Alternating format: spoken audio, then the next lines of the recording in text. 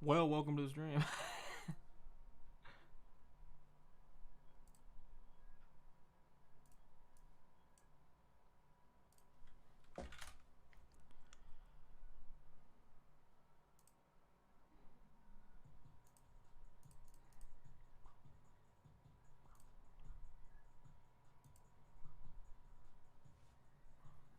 How do I pop out the chat when it is this small?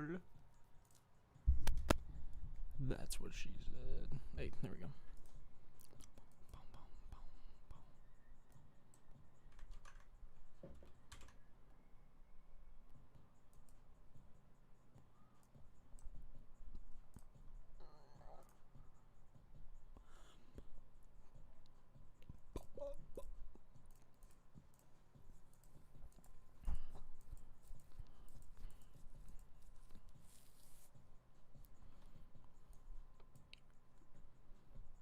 What's up? Welcome to the Friday Night Deck Reviews, everybody. Let me know if you can hear me okay.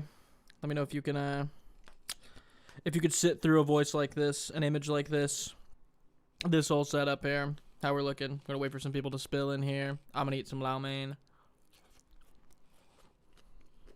You know how it goes. We're gonna take a look at two decks. See what these people want us to do with these decks. And act accordingly. So, yeah. I'm actually going to put the chat down here.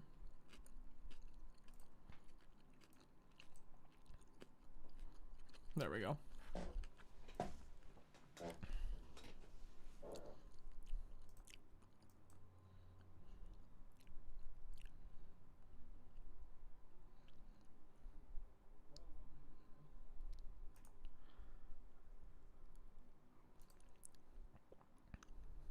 I don't need the chat.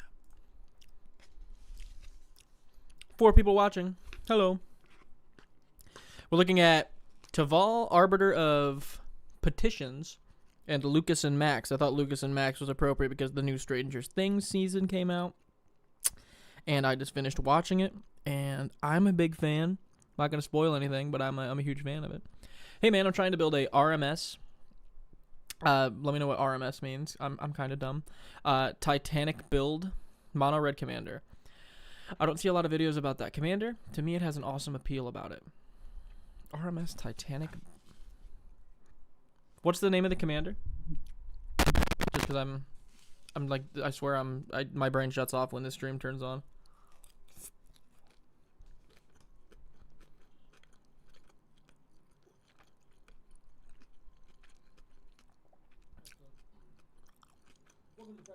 Oh, I scared myself.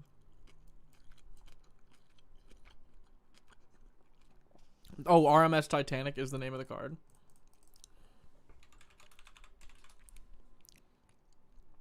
Ah.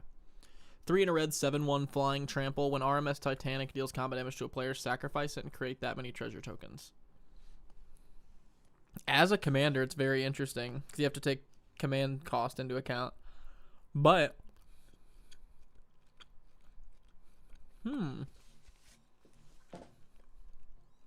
that is interesting, though.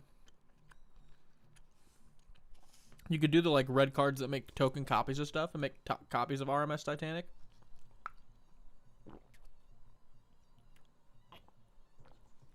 And then swing them all in. That could be kind of interesting. That is cool, though. I don't think I've ever seen this. Yeah, I'll think about it. I decided to do, instead of recasting it, have recurring effects. Ooh, Goblin Welder, yeah. The artifact stuff that brings back stuff in red. That's a good idea. Send me a list. If you have a list for it, dude, send it to me. If you're not on the Discord. Oh, yeah. Let me try to figure out how to post a link really quick in the chat to it. Invite to server. There we go.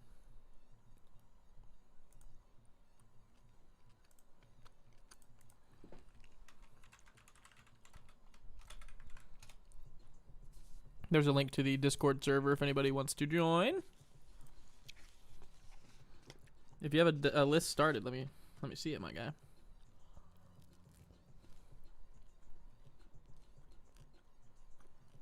Currently in the midst of making the deck. but I haven't seen nearly enough videos about that commander. Oh. I bit my tongue. Ow. Ow. Okay. Let's get into this, guys. So, on tonight's Friday Night Deck Reviews, we're going to take a look at Lucas and Max and Teval, Arbiter of Virtue. We're going to start with Lucas and Max, just because I've been really into Stranger Things. I just finished watching it. It was a bop. I had a lot of fun. It was fun to shoot. I'm just kidding. I had a lot of fun watching it, though. It's definitely my favorite season so far. I think they, like, nailed the late 80s, early 90s aesthetic. This season especially, like, compared to the other ones, felt like very, like, the set design, hair design, clothes, everything felt super, like, well done. And I thought the ending was fire. I'm not gonna spoil anything. Thought it was fire. I think I did a good job. I actually really liked it.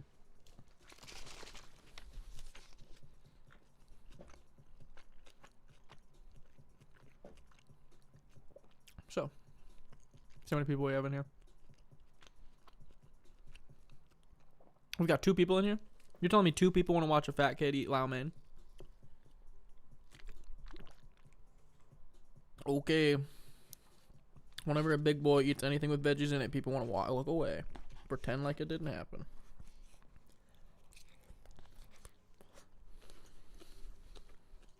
I've been making these milkshakes.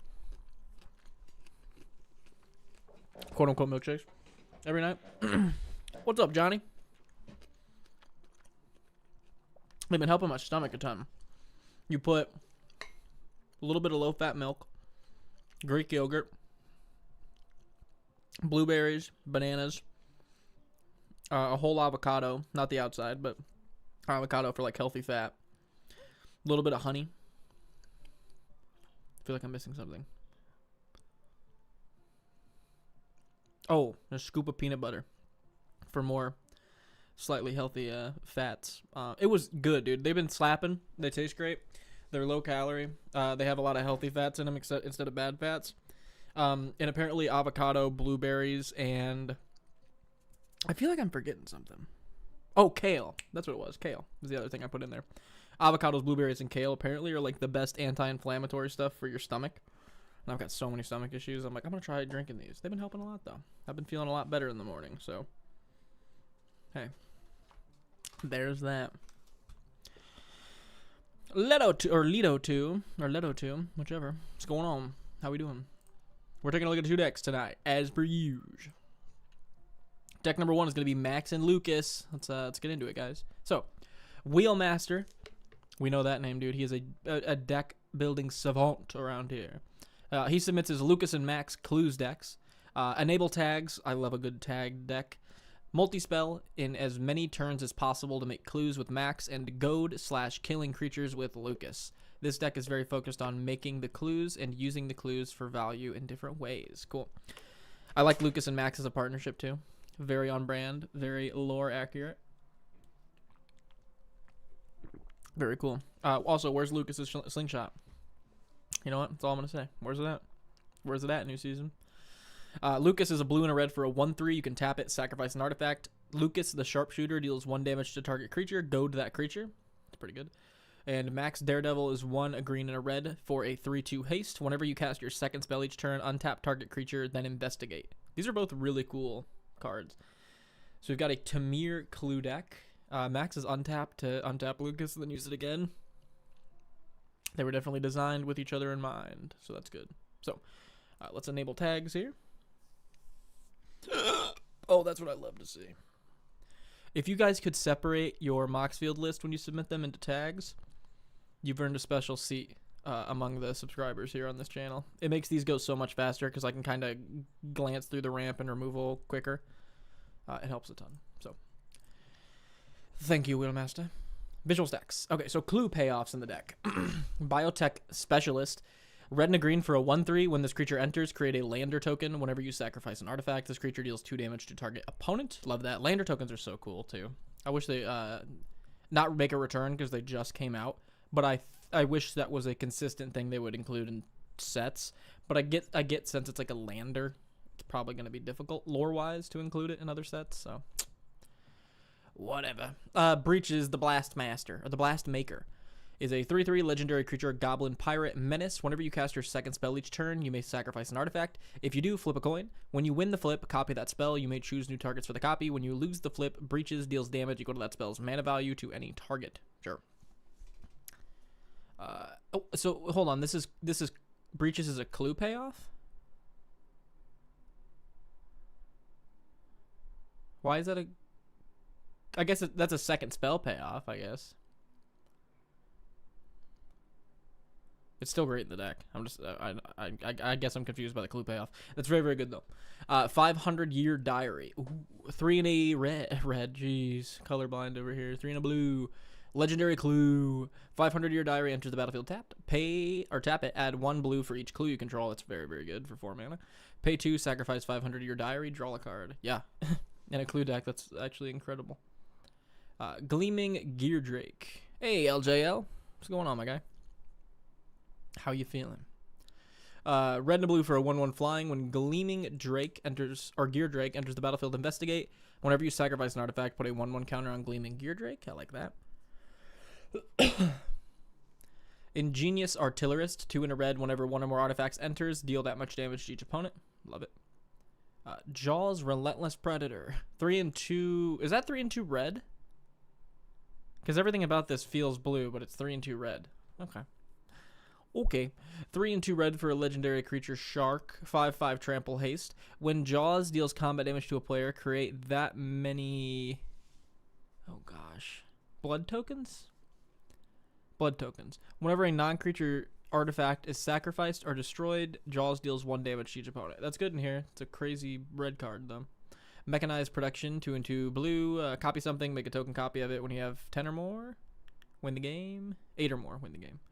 Reckless Fireweaver, artifacts enter, we deal damage. Shimmer Dragon, 4 and 2 blue, 5/6 flying. As long as you control 4 or more artifacts, Shimmer Dragon has hexproof. Tap 2 untapped artifacts you control to draw a card. It's always good. Stormkiln will turn our instants and sorceries into more treasures, which will interact with more of our artifact sack stuff. Tamio's Journal, at the beginning of your upkeep, gives you a clue, and then sacrifice 3 clues to search your library for a card and put it into your hand. Sure. Tamio's Logbook, 2 and a blue artifact, pay 5 and a blue, tap it, sack or draw a card. This ability costs 1 less to activate for each other artifact you control. That might be one you could take out, in my opinion. I get that it has clue interaction, but I don't know how great. Maybe it is good. You know what? 1 blue to tap it and draw a card each turn. That might be worth it. Tangle Grove Kelp. 5. I'm wondering if I have my... I don't. My room's just echoey. It sounds like I have my FL Studio open and I can hear myself.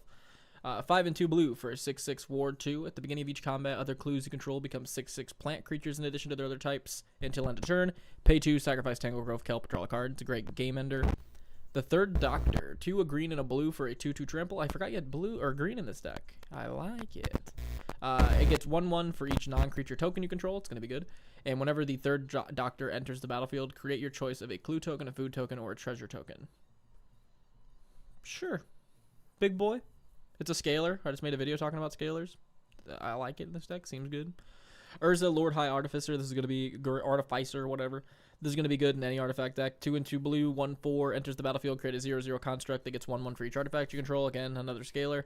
Tap an untapped artifact you control to add 1 blue. Pay 5, shuffle your library, exile the top card. You may play it without paying its mana cost. All good stuff. We like all of that. What the hell does that say? Wefstalker Ardent? Sure. 2 and a red, 2/3. Artifacts enter, ping people. Oh, creature or artifact enters.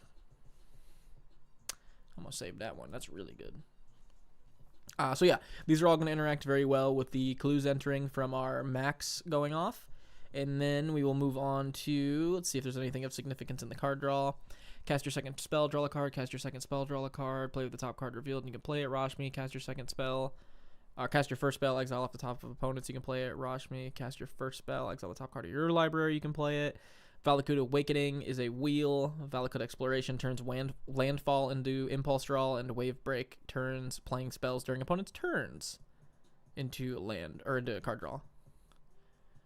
Which, yeah, sure. I guess you probably run a lot of instants and stuff. Lands, we got Belliged Recovery, Dal Amaroth, pay 1 blue, tap it, untap target legendary, create permanent. It's going to be really good with Lucas. Next spell you cast can't be countered. That's a good one. Valakut Awakening, we already went over that. Another removal, Signet of Stupor. It's all going to be good. Academy Manufacturer, yeah. Turn your clue into a treasure and a food. Sure. Deduce 1 and a blue to investigate and draw a card. That's actually really good. It's essentially a kind of a 2-mana draw too. You have to pay 2 for the clue, I guess, but I still think it's pretty good. Erdwall Illuminator, sure. 1 and a blue, 1/3 flying. Whenever you investigate for the first time each turn, investigate an additional time. That's fantastic. Eris Roar of the Storm. This one's interesting. 8, a blue and a red, 4/4. This spell costs 2 less to cast for each different mana value among instants and sorceries in your graveyard. Flying, a prowess. When you cast your second spell each turn, create a 4/4 red dragon elemental. So you have like a little cast your second spell sub theme, which makes sense with not Lucas, Max. So I'm trying to think. I haven't seen a ton of like 1 and 2 drop stuff. Oh, I kind of see, like, I'm seeing it down here. Hold on a second. I'll finish the deck first. By the way, this section is more tokens if you couldn't have already put that together. Why did you cut your hair? We're live. No, you're not. Yes, we are. Because I did. Did you? The back of it. Front of it looks the same. Oops. She doesn't like my hair. One time I actually stopped. Why did you cut your hair? I didn't cut my hair, okay? Ethereal Investigator, 3 and a blue, 2/3 flying. When Ethereal Investigator enters the battlefield, investigate X times, where X is the number of opponents you have. When you draw your second card each turn, create a 1/1. Lonus is going to investigate whenever a non-token creature enters. You can stack X clues to start stealing some stuff off the top of opponents' decks. Malcolm the Eyes gives you an investigation whenever you cast your second spell. That's perfect in this deck. Ongoing Investigation, one of my favorites. I just talked about this card. Whenever 1 or more creatures deals combat damage to a player, investigate, and then you can pay 1 and a green, exile a creature from your graveyard, investigate, gain 2 life. This thing's investigating constantly. Genuinely, this thing outputs a nutty amount of clue tokens. Like, rereading it, I'm like, damn.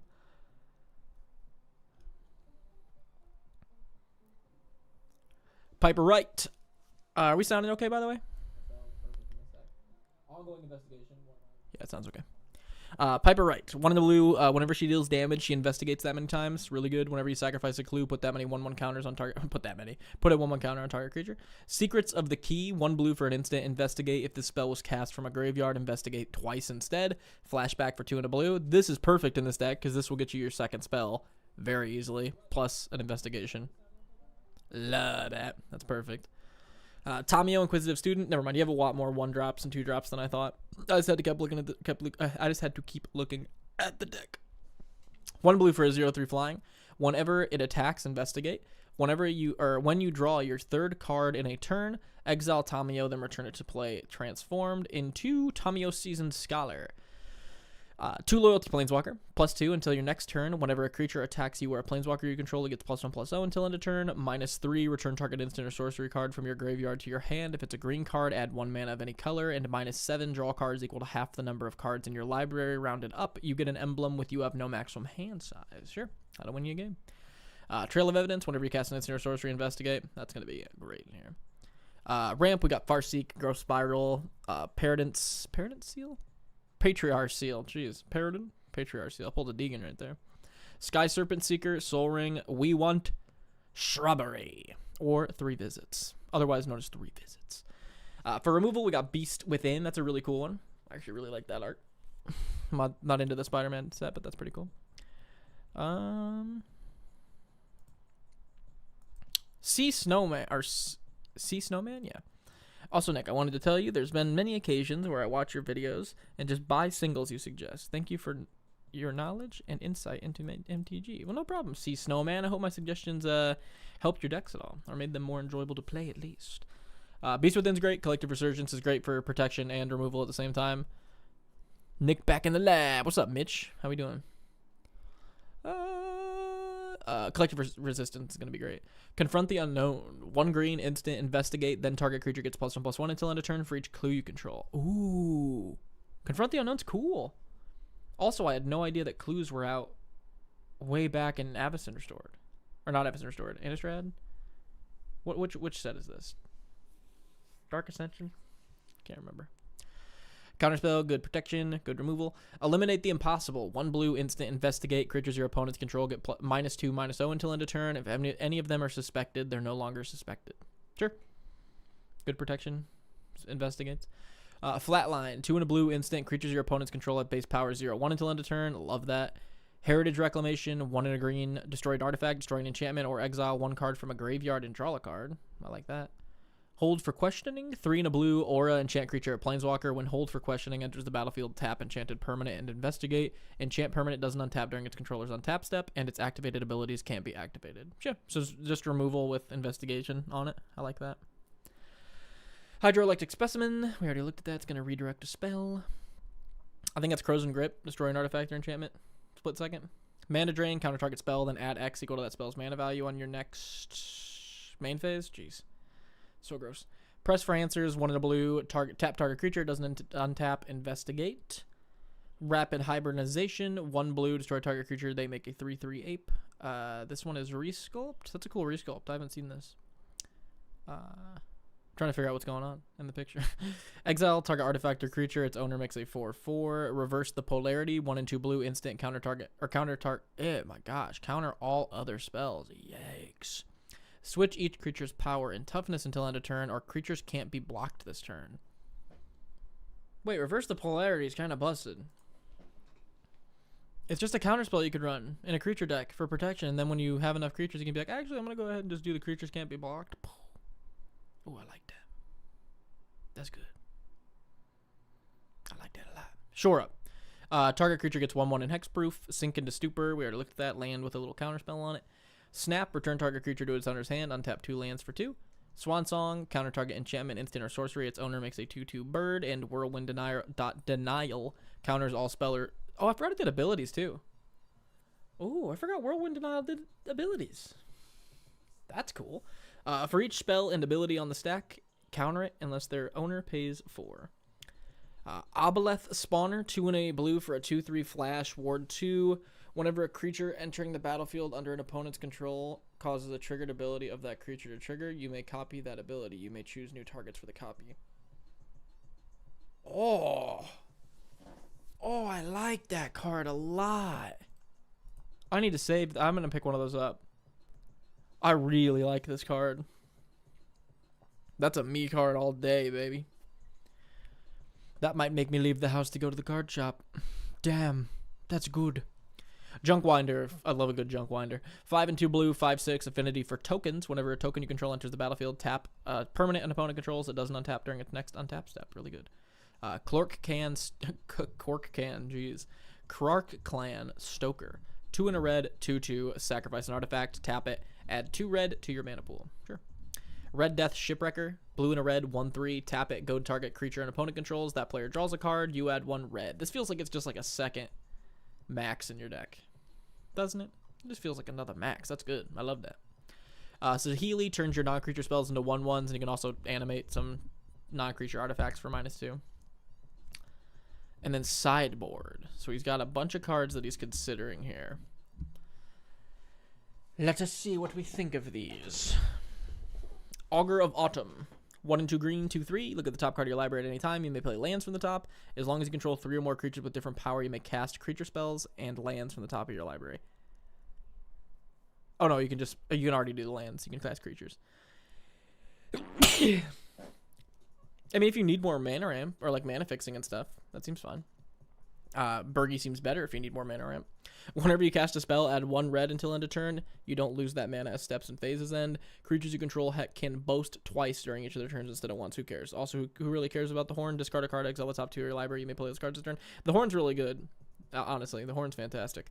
But Burgie's insane. I think Burgie could definitely have a spot in here just to add a ton of mana. Like, Burgie definitely has a spot in here. Because you're trying to do the second spell a turn thing. She's going to help with that a ton.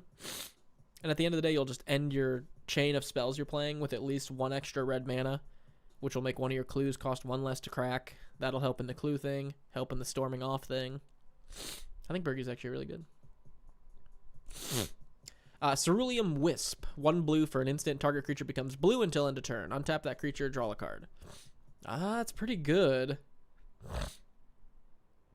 You tap Lucas, sack a clue, deal 1 to something, goad it. Use Cerulean Lisp to untap Lucas, which will cause Max Daredevil to trigger. Is there a way you can layer this to get 3 triggers off Lucas? I'm sure there is, right?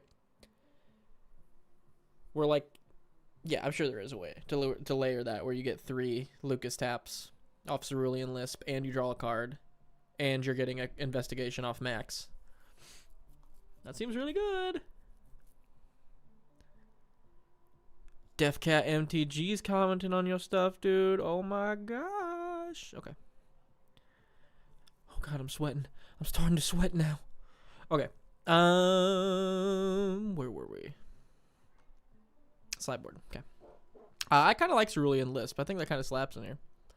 Confirm Suspicions. 3 and 2 blue for an instant. Counter target spell. Investigate 3 times.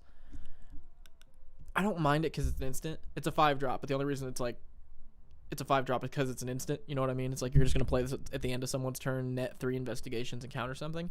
5 is steep, though. You still have to keep 5 mana open. I'm not really for that one, really. Crackle with Power, I'm not for either. 3x is ridiculous. I don't even give that card the time of day. Crime Novelist 100% needs to go in here. It just makes all your clues cost 1 to crack. Every time you crack a clue, you just get a red, so you use that red to crack a clue, and then you get a red. So you just get a giant Crime Novelist, and you get cheap clues. So far, Bergie is a yes for me, Cerulean Lisp is a yes for me, and Crime Novelist is a yes for me. Cultivate, sure, if you need more mana ramp, put it in here. Cyberdrive Awakener, definitely put that in here. That's a game ender. I agree with Mr. DeathCat down here when he says Cyberdrive Awakener. I agree. That's very good. Turning all your clues into 4/4s, I don't think that's going to be bad.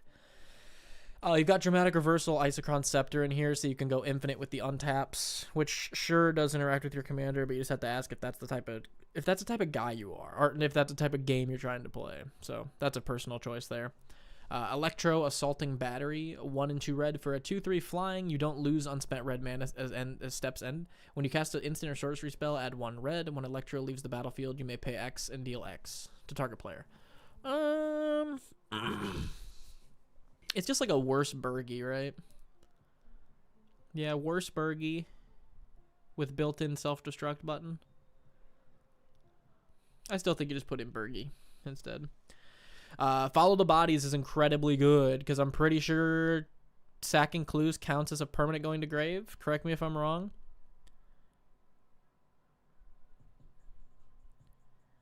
Chat, are we cooked? I scaled it down from being too strong and wanted it to be more bracket 2. Okay, that's fair. So then I think Dramatic Reveal and a Reversal and Icy Scepter could definitely get out of here.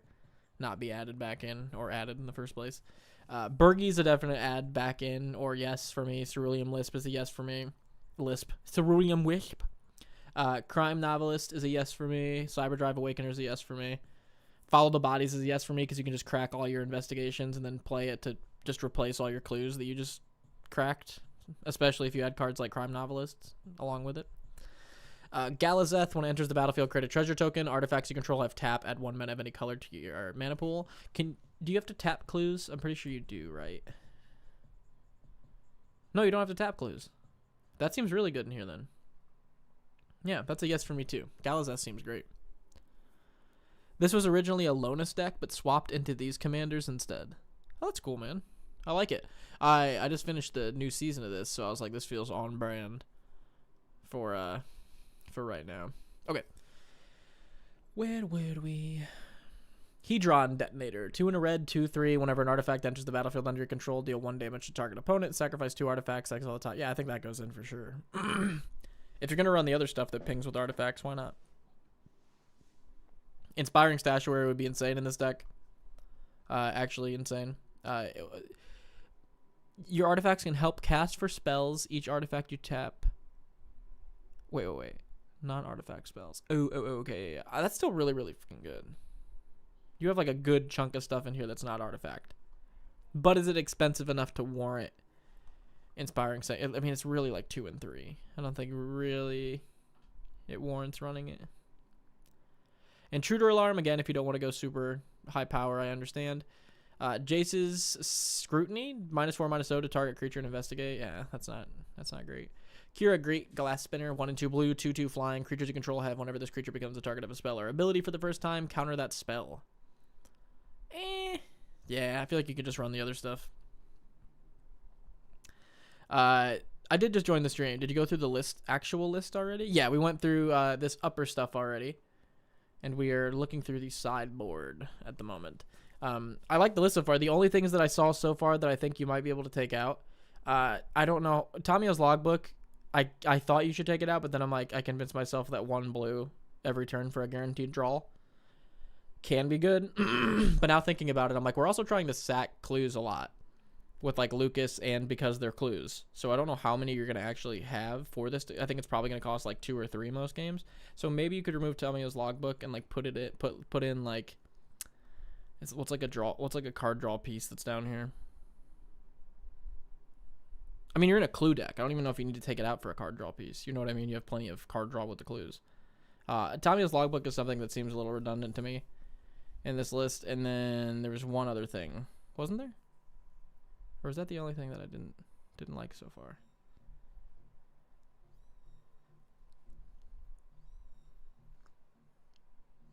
Yeah, I think that was it.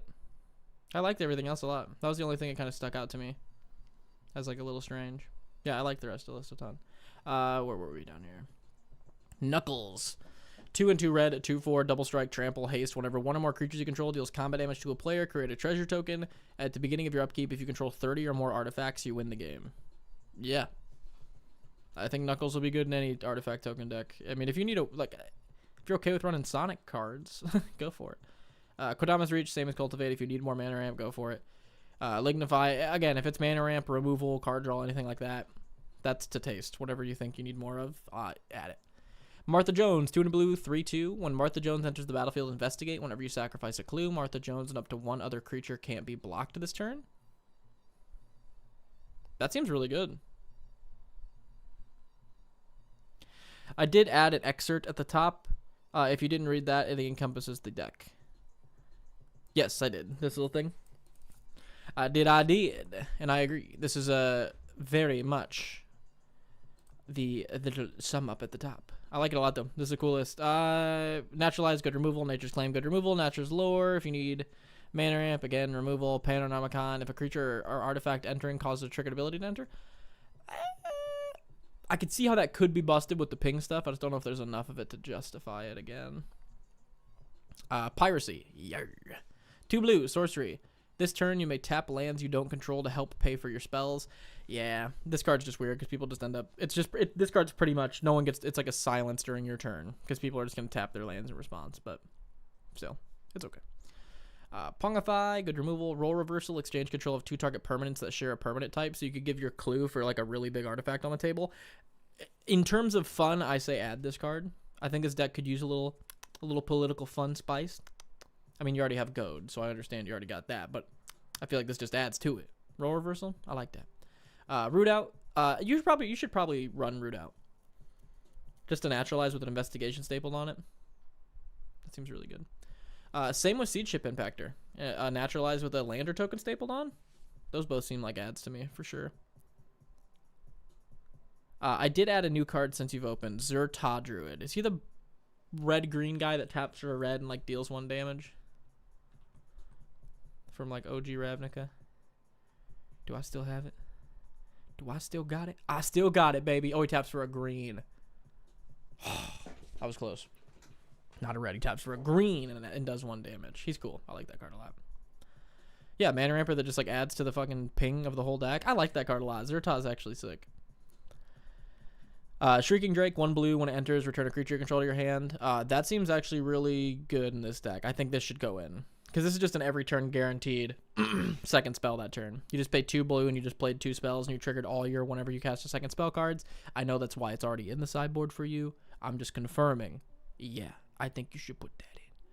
Stinging Lionfish, whenever you cast your first spell during an opponent's turn, you may tap or untap a non-land permanent. That's really good with Lucas. Love that. Tireless Tracker, lands turn into investigations. And Worldwalker Helm. If you would create 1 or more artifact tokens, instead create those tokens plus an additional map token. You can pay 1 in a blue, tap it, create a token that's a copy of target artifact token you control. Again, tons of clues. Yes. World Wicker Helm is 100% a yes for me.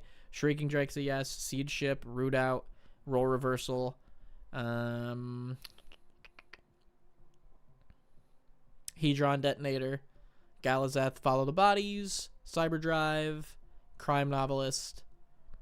Cerulean Wisp. And Bergie. Those are all definite adds to me. That's very, very good.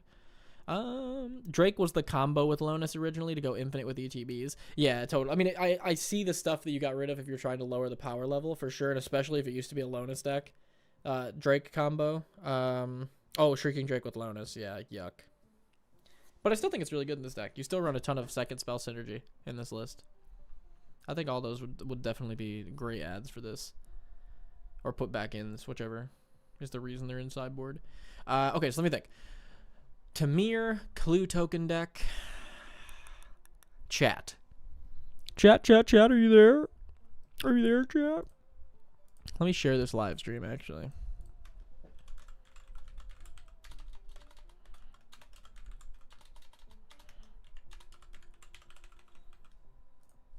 Okay. We have any suggestions for this list, my guys?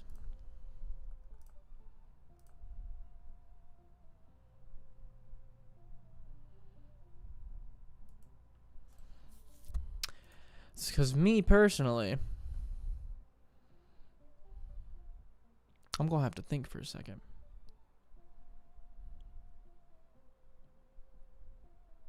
Have you ever? This is kind of a stupid suggestion, but have you ever thought of running the Wellsprings? I mean, if you're trying to like lower the power of it a bit, like just put in some like dorky stuff like this. When it enters or put into the graveyard, draw a card. With Lucas, you could sack this and get 2 card draws out of it, plus the Lucas Goad, which is cool. Mycosynth does the same thing, except it tutors for a basic land and puts it into your hand. And then there's one more that they just made that's when it enters or it dies. And I can't remember what it's called. Enters...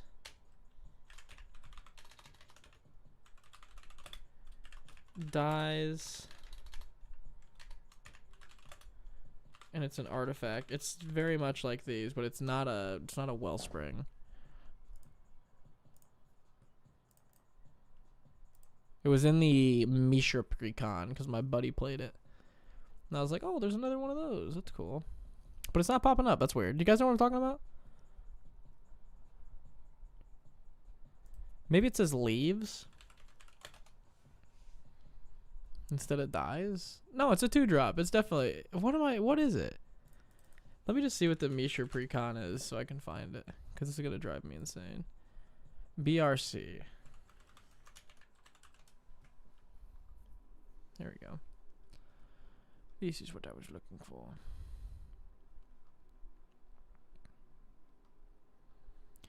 It says reprints, and that was definitely not a reprint, the card I saw. Maybe it was. Maybe I'm losing it. Let me see here. It should be in these. There we go, that one. Servo Schematic. This actually seems really good in your deck. 2-drop artifact. When it enters the battlefield or is put into the graveyard, create a 1/1 colorless servo artifact creature token. Enters, get a servo, sack it to Lucas, ping something, goad it, make a 1/1 servo again. You have 2 more servos now to sack to Lucas. That's, you know what I mean? You can actually use your clues to draw some cards, get your second card draw trigger off some of your other cards. Servo just like gives you 3 built-in artifacts for 2 mana to sack to Lucas. Seems not bad, actually. Let's see. Maybe Spine of Ishsaw. That might be an expensive one, but it might be kind of funny. Just to like play it, sack it to Lucas, and then play it again to remove something twice. Traxxas, if you want to lower the power level while also still having some like cool threats in the deck, this could be cool. 4-drop 7/7 trample, enters tap, doesn't untap whenever you cast a historic spell, untap Traxxas. Actually, I thought it was whenever a historic thing entered. I didn't realize it was whenever you cast it. So I don't know how great that would interact in here, actually, now that I'm thinking about it. I did have a Rashmi and Ragavan deck, though, so I probably have some stuff in my Bindinsky, now that I'm thinking about it.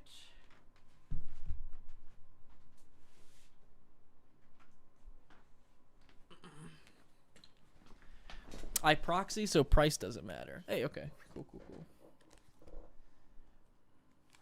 Tamir Clues. I see. Like 3 slushies. Come on now. Come on now, banger joke. I would say Narset Parter Veils if you wanted to be a complete scumbag. But, there's no need for that. There's no need for that.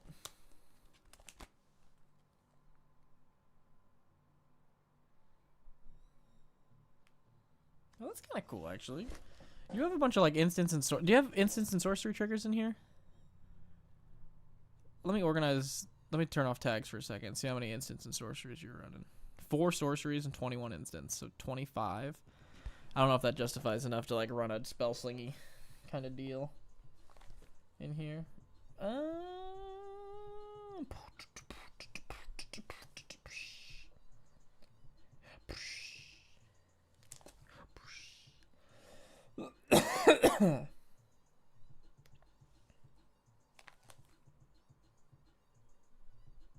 Oh, Sarinth would be good in here. I think.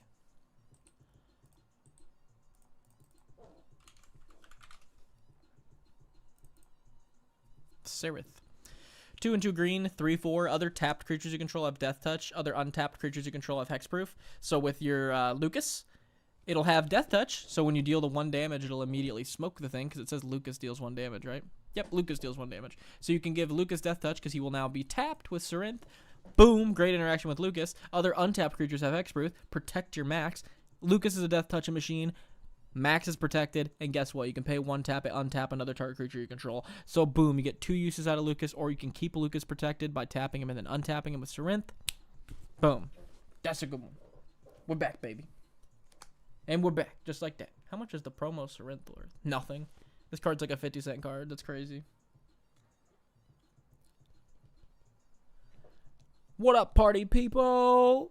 Yorsum, did I miss my deck? No, we started with Max and Lucas, just because I was on that Stranger Things hype train after finishing it today, so I started with this.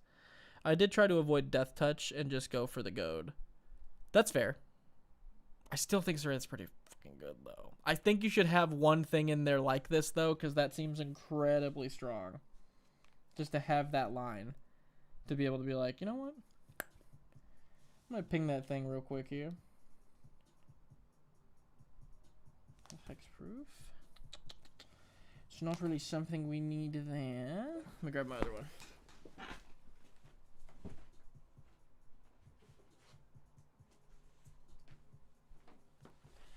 W. The common Yorsum W. How you doing tonight, Yorsum? Yeah, for the prot. I mean, yeah, for the protection, it's incredible. Like, giving all your stuff, and then just having, like, this gives you the play of being able to do the Death Touch thing with Lucas, but also is just a good protection piece, and a good way to just use Lucas multiple times. I mean, I guess you have to force the Death Touch thing. I don't know, I think it's just good. That's just a very good interaction to not have a couple things that tap into it, at least. What do we got here?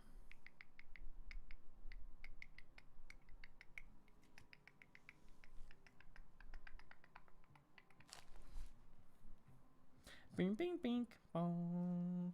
We're in Tamir, okay. Okay, I was thinking a different thing with that card, but never mind.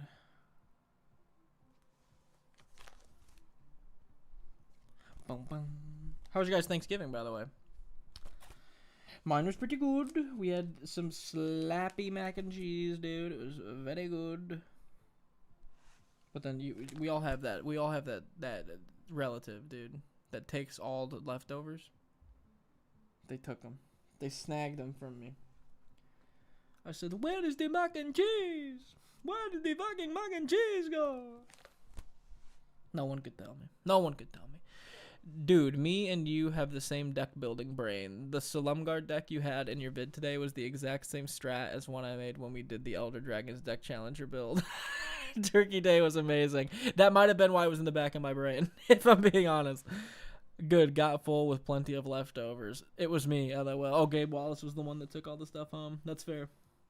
I live in the house that made all the food. So I'm like, we should have a ton of leftovers.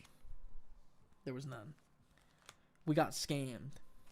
I'm not going to say there was none. There was some pretty fire potatoes. Honestly, there were some potatoes that I'm going to go get after we finish this deck. So I'll show them to you. I'm starting to get hungry again. That chicken lau mein didn't do it. That chicken lau mein didn't fill daddy up. I really like rooms. I wish there was better rooms. There's a bunch of bangers. I just don't like how like every other room I read, I feel like it's like I read the word room on it, and I'll be like, even if the other side slaps, like the one side will be like 3 and a blue.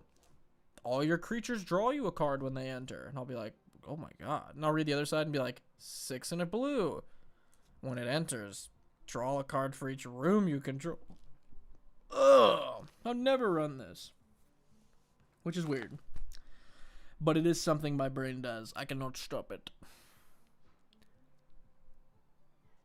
It was a good one last month since I'm in Canada. Oh yeah, I forgot you guys do it last month. That's very interesting. What is there like some major differences between how you guys celebrate it compared to us, like food wise?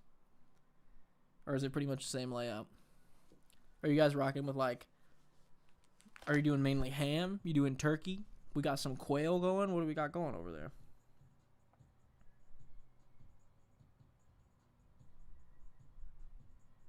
That black-red wizard commander from Bloomburrow, Lizard Commander, he's busted. The one that where your creatures enter with 1/1 counters equal to the amount of players that took damage this turn.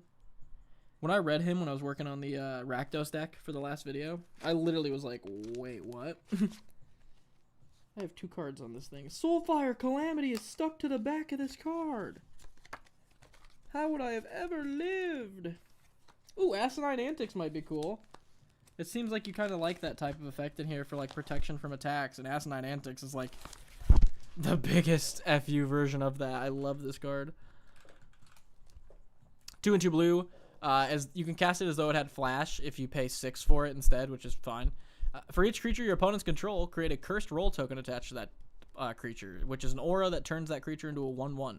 So it's like that other card that turns all your opponent's creatures into 0/2s, except this one just does 1/1s and it's permanent.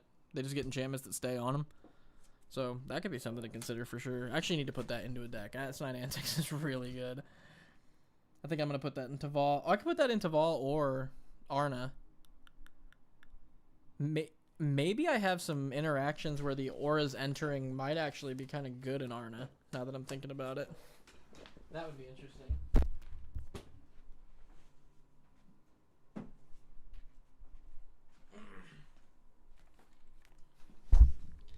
This is my... Oh, my mic does that annoying ass noise. This is my binder with a spider web on the inside of it. So if I sprint away from the computer, you know why. I do not fuck with spiders. Speaking of spider, I was recording a video the other day, and I literally see a spider crawl up on top of my camera. Hate the wintertime. Can't take it. Can't stand all these bugs. And I go, oh my god, that's a fucking spider. And it was big enough that I'm like, I won't be able to just like grab that and squish it. I don't know what to do. Look around the room, look back, spider's gone. Oh, I gotta move rooms. Oh, I gotta switch rooms and burn the room. Okay. Oh, I gotta move houses. So I'm looking around for it, and I'm searching everywhere. I'm like, look, I'm on the ground. I'm like looking around my camera. I'm trying to find where this fucking spider went. I unscrew this thing that the camera sits on, and the camera falls forward like that. So the bottom's up. The bottom of the camera is facing the ceiling. And I see it tucked into my little battery bay. And I'm like, I get chills right now talking about it. Tucked away in my battery bay, dude. Tuck me away in my battery bay. That shit scared me, dude. I looked in there and I go, oh, it's in the battery bay, dude. What do we do? So I'm not proud to say it. I got a little spray bottle. And I gave it a little... Because its leg was sticking out. So I gave it a little drive-by... And that scared it enough that it fell on the floor. Thank God I was wearing boots, and I stomped that bitch out. Can't take it. Can't take the cold, dude. I've seen at least 4 or 5 of those fucking stink bugs, and I hate those too. And it's just not a me thing, my guy. I hate him. I hate him so much. Ooh. Could Nettle Cyst be interesting in here?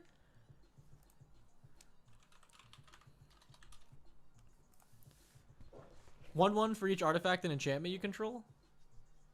I mean, like, you got that doctor in here who has trample and gets huge when he enters for, like, your artifacts. I feel like this could interact pretty good with that.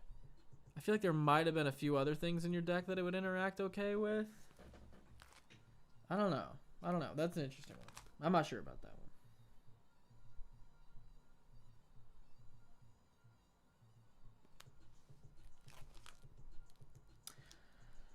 Any recommendations from the old chat there? For this here Lucas and Max clue deck? Do you wanna hurt me? Do you wanna feel the way it feels? I know, I might get copyright struck from how good that was. Do you want to fucking goad me? Or do you want to make some clues? Make some clues. Oh, oh, oh. If I only could tap Lucas to ping and goad a single creature, I'd get an investor gate when I played my second spell. It would be awesome. I swear it would be sick. Ooh, Cindervines might be actually kind of good. With all the, like, ping sub-themes you've got going on and, like, slow whittling away at people while you're doing your thing, I feel like that would be pretty good. I already forgot what I said. That's nuts how bad my short-term memory is. I do one other thing and my brain just... Like, matter of fact, this would be sick. I don't know how I forget shit that quick. It'll be like finding it again, though, for me, so that'll be fun. This is the fun part, because it's like finding it all over again, dude. There we go. Jeez Louise. Cindervines. Red-green, whenever an opponent casts a non-creature spell, Cindervines deals 1 damage to that player. Pay 1, sacrifice Cindervines, destroy target artifact or enchantment. Cindervines deals 2 damage to that permanent's controller. Yeah, just like switch it out for like one of your like naturalized type effects. Yeah, I think you could replace 3 of your removal spells with Cindervines and then the 2 naturalized effects that investigate. And that would be great. I had turkey, spiced turmeric, cumin, chili flakes, spiced rice with shredded carrots. Ooh. Is that like a regular thing? Or is that like a family special? That sounds fantastic. Spiced rice? Let me look that up really quick.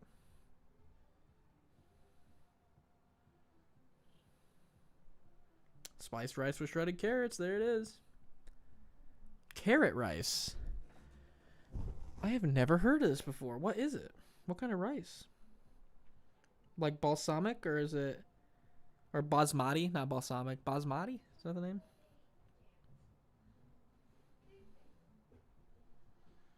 Brazilian carrot rice. Wow, this looks great. The aromatic rice dish is fried with onions, garlic, carrots, and herbs. Get off my screen, you son of a bitch. Making it a great side with chicken, beef, or even seafood or turkey.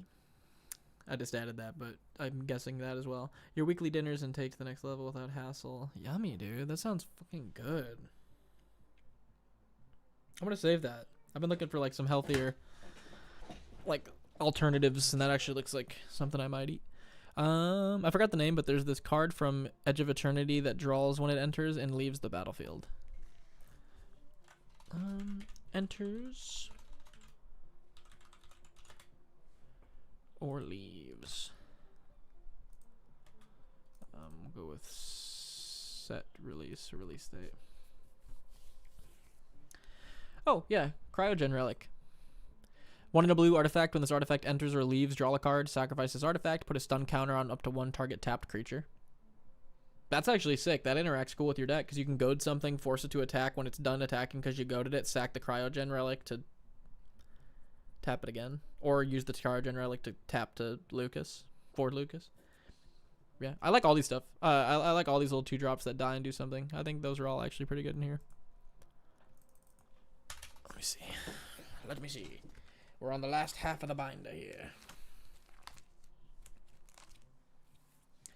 Next time I make a trip to the shop and I load up my binder with new shit, you guys are going to be getting a whole new suggestions on the live stream. Like, wait. Have you considered this? I mean, like, in this type of deck, I think Ponder is going to be good. I think Opt is going to be good. I think Preordain is going to be good. Like, if you're trying to play a second spell, like, not only is a 1-drop that replaces itself and fixes the top of your library going to be good, it's also exactly that. It's a 1-drop that draws you a card and fixes the top of your library. So outside of your commander's cast a second spell thing, these are just going to be good. Preordain was the other one. Like, those are all just going to be good. Like, there's a couple other ones, too. There's the one where you... Serum Visions. Like, that's another one. Yeah, Serum Visions. Like, I think all these would be good, like, in your deck. They just, like, help you replace... They don't cost anything, and it's almost like you did nothing because they just replace themselves. They also fix your draws, so they do something for essentially, like, no risk at all. And they add to your spell count, so you can do your second spell thing, like, way easier. What else do we have in here? Got an old school rampant growth with a bald guy with a feather growing out, or a flower growing out of his head. If that's of any interest to you. Oh, this is all my budget league deck. This is all going to be Golgari graveyard stuff. I know, shocker coming from me. Okay. Any more suggestions in the chat? Whenever you cast your second spell, you turn untap target creature, then investigate. Oh, untap target creature. So it doesn't have to be Lucas. You can have other stuff that taps that interacts with Max.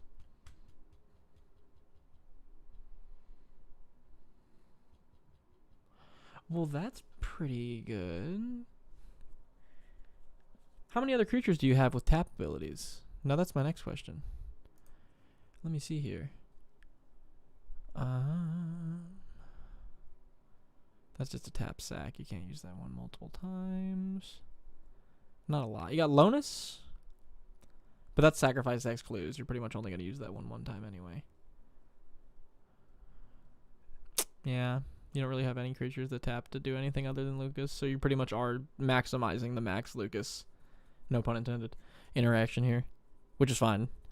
I was just thinking maybe we could use Max to untap some other stuff. But I'm not sure what else we could put in here that would be worth untapping other than that.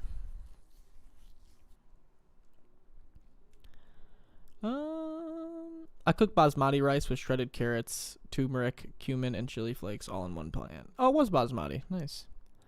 Yum. Oh my god, that sounds really good, actually. I'm gonna try that. That sounds really, really good. Gabe Wallace, a few. Mana Dork and Red Death, yep. Yeah. I'm back. What up? What's up, Yorsum? Maybe there's a card that like taps to Oracle. Can you put Oracle T? And like, will that be... Oh, no. Can you do Oracle like brackets T? And does that mean like tap on the card or something? Isn't that what that means? Yes. Okay. So Oracle tap. Oracle...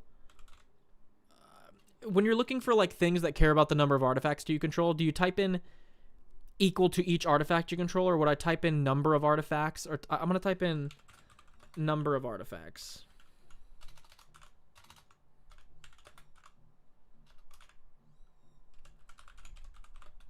I guess equals would have to be on there too if it's this type effect. Yeah. No, equal. It would just be equal. There we go.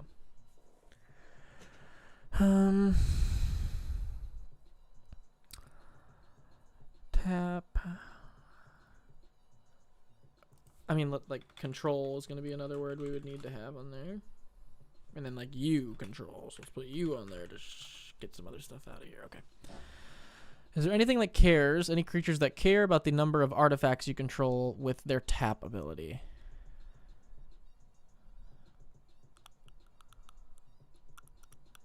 I'm not seeing anything so far, but that doesn't mean there isn't anything. Oh, we're at the bottom. That does mean there isn't anything.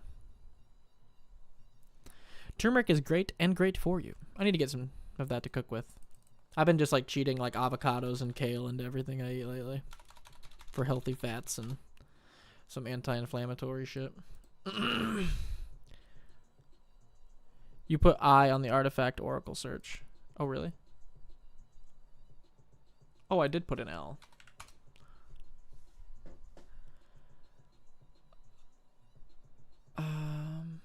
It would have to be equal to the number of artifacts you control, like on a card.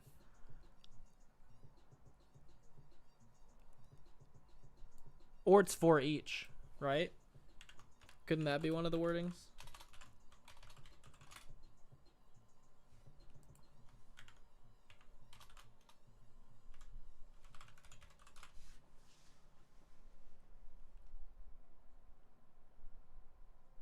When this artifact enters support X, put X11 counters on up to each X target creature until end of turn. Target creature gains. When this creature deals combat damage to a player, draw a card for each kind of counter on it.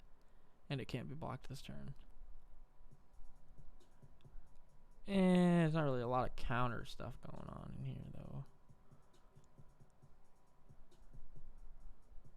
though. That's crazy to me. There's not any, like, Inside Enigma. No, you have to untap a creature, though, with Max, right? Where's the creatures that care about the artifacts, man? Where'd they all go? That's it. That's it. Wow. I'm blown away. Tap for each artifact. Okay, so what about tap? I'm just gonna go tap type creature, dude. Let's just see what some of the top tapping boys are, dude. Is there anything that jumps out at us? Selvala might be kind of cool. Just to get like 2 giant taps out of her. And you have a lot of creatures. Not a lot of creatures, but you have some creatures that scale up with the game pretty easily. Let me see. I thought I saw like at least 3 or 4 that'll scale up. Maybe not. Oh, yeah. Gleaming Geardrake scales up by getting 1/1 counters. Karum scales up by getting 1/1 counters. Piper scales up by getting 1/1 counters. And she can give them to anyone else, too, when you sack a clue. That's really good. Tangle Grove turns stuff into 4/4, so it doesn't really scale up, but it kind of does. Stormkiln scales up, gets 1/0 for each artifact you control. Sky Serpent kind of does once, doesn't do it multiple times. The third Doctor gets huge when you play it. The token Urza makes scales up and gets bigger and bigger. Yeah. I think Selvala might be pretty decent. 1 green, tap it, add X mana of any combination where X is the greatest power among creatures you control. You have like 6 or 7 creatures in here that'll get huge by the mid or late game. And then all of a sudden Selvalla's adding a shit ton of mana. Plus it's like a built-in card draw engine. You could use it politically to be like, hey, remember when I let you drew a card with Selvala? Mainly, you're going to be pumping out crazy mana because you can tap Selvala, let's say, for 7, and then use Max, cast a second spell with all that mana you just added to untap Selvala, and then tap Selvala again to add a ton of more mana, flood out a bunch of clue interactions. I mean, I think that would actually be really, really good in this deck, honestly. Just run Toph and run Candelabra. If life were only that simple. Life could be a dream. Life could be a dream. Where X is the number of enchantments you control. Let me see something really quick. X number of artifacts. I'm pretty sure this is exactly what I typed in. But I'm just making sure now that I know that's the wording. And then a tap. And then a little tizzy tap. Oh, wow. The number of artifacts your opponent control. That's crazy. There's 1 creature that taps and cares about the number of artifacts, and it's a single card, and it's a green card that cares about the number of artifacts your opponents control. Okay. Okay. Doing a little water drop noise. Okay. Oh, Jaharia, dude. Tokens you control have tap, add 1 blue or green. Put this in or Galazeth. One of the two. One or the other. Both of those are good. I like both of those a lot in this deck. I mean, Circle of Dreams. You don't run a lot of creatures, though. Not like a ton.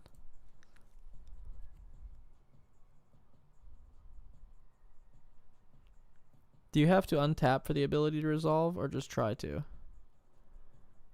With what? Sorry. What are you with what exactly are you referring to?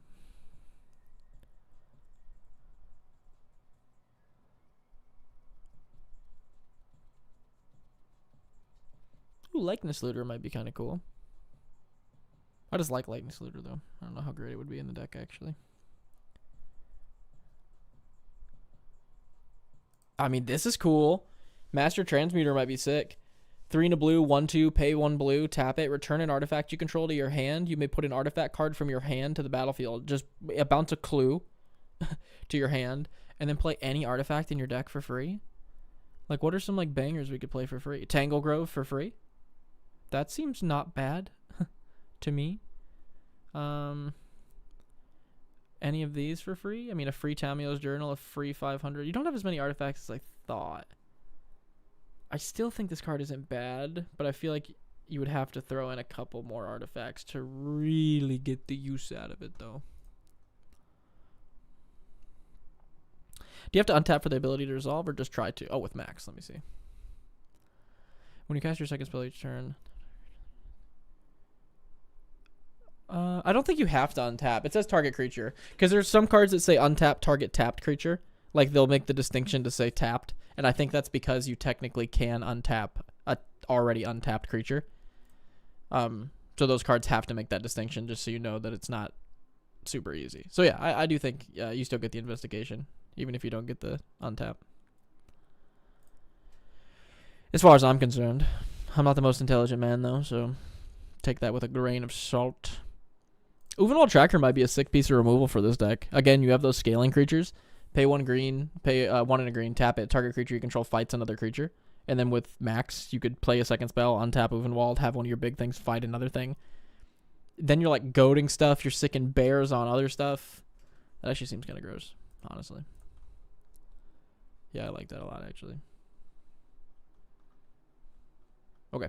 If anybody in chat has any further suggestions for Gabe Wallace, let him know. I'm going to go grab some potatoes real quick and a drink. All right. I will be right back. Gabe, don't worry, though. On Wednesday, I'm going to give you a video where I give you some more suggestions once I've had some time to sit with it. So, anyway, I'll be right back.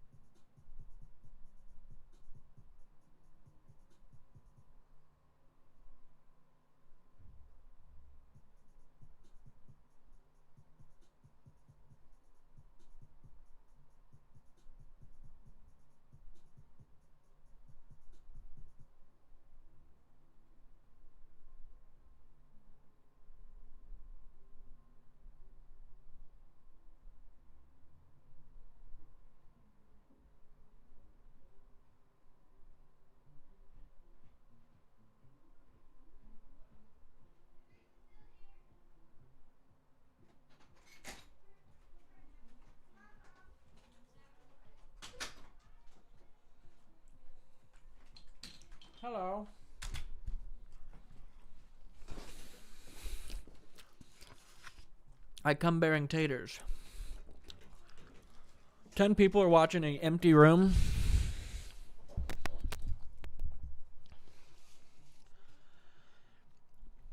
My sister made scalloped taters. It's like a bunch of cut up potatoes in like thin little disc, and then you like line them up like a ratatouille, and then load it up with cheese.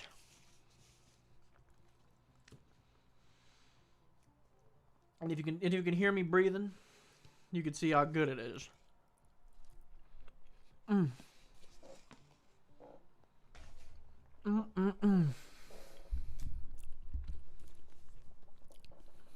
We're taking a fat boy breather break for a second here. This fat boy breather break is brought to you by scalloped potatoes. I made those yesterday. They're so good. You're some. They are so good. They are so good. Little heavy cream in there. Bunch of cheese. Thick coating of cheese on top. Like crushed over. To expose the flaky, buttery potato center. Damn, that's good.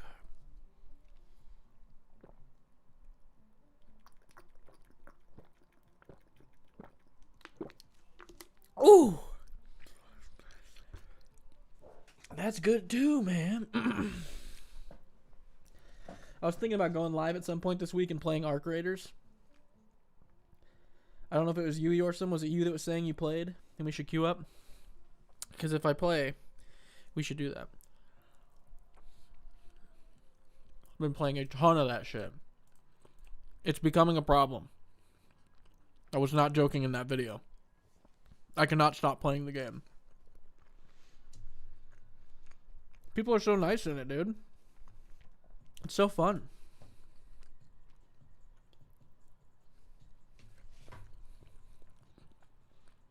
It's like nothing I've ever seen before. I cannot stop playing the game. And now that I got my stream fixed, it actually might look decent. Hey, it was you. We need to do that then. At some point this week. When are you free, Yorsum? I was gonna say, you haven't had the chance to play much. When's your schedule? What would be the primo time for me to possibly stream some Arc Raiders this week?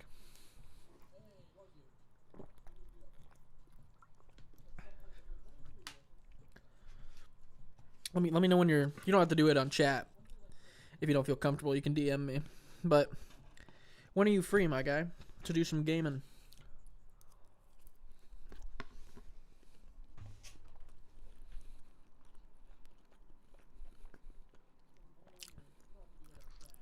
Doesn't have to be on stream, by the way. But I'm probably going to be doing some streams this week, so it'd be cool if we could queue up. After 6 p.m. EST. Cool. Let me know when your best day is. And we might be able to make it work. That'd be fun. Okay. Gabe, a.k.a. I always forget. It's Wheel something. Wheelmaster? Wheelmaster. Boom. Gabe Wallace, a.k.a. Wheelmaster. Thank you for your deck, my guy. I hope this was at all useful. You got any good suggestions here? Oh, yeah, I didn't even read the thing at the beginning. That's my bad, my guy. Let me go through this and make sure you didn't miss anything big. Get some new card recommendations. Raise the power level of my deck. Okay. Well, if you want to raise the power level, some of these infinites might need to go back in. But yeah, outside of that. After 6 p.m. Sounds good. Also, for feel to DM or ping me. Hell yeah, sounds good. I have an Allstate buyer's insurance bubble in my throat. With Allstate's buyer insurance plan, you too can save $13.46 a minute. Anyway. Thank you, Wheelmaster. I appreciate it. Or Gabe Wallace. I don't know which one I should call you. I'm going to call you Gabe. Thank you, Gabe. Thank you, Gabe. Oh, no, I'm not going to close out of these. Hold on. These are actually things I wanted. I close out of these every time before the stream ends, and then I'm like, I forget all the stuff that was cool that I wanted to pick up. Okay. Visual agreed.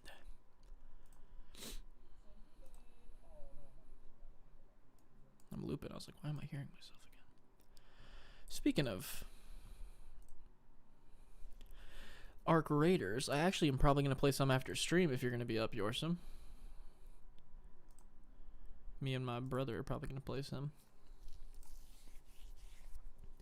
Uno and Phoebo joined the Discord. What's up, Uno and Phoebo? Thank you guys. Oh, thank you guys so much. I'm going to shoot my brother a message and Tegan a message really quick.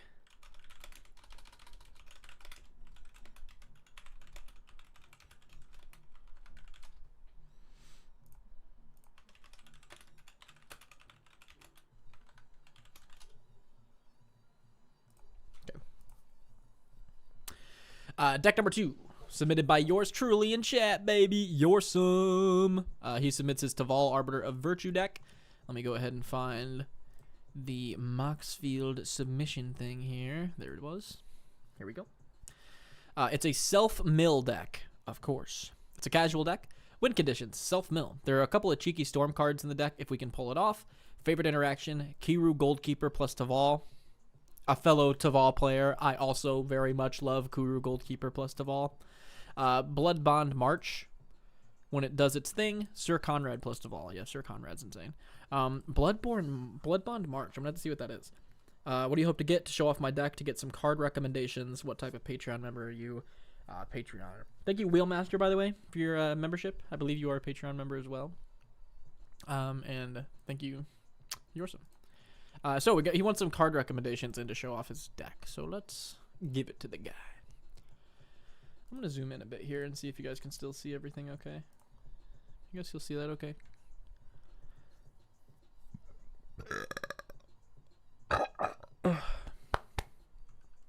I would love to, but I'm out of town for some extra work this weekend. Oh, you're good, dude. Get that extra work, my guy.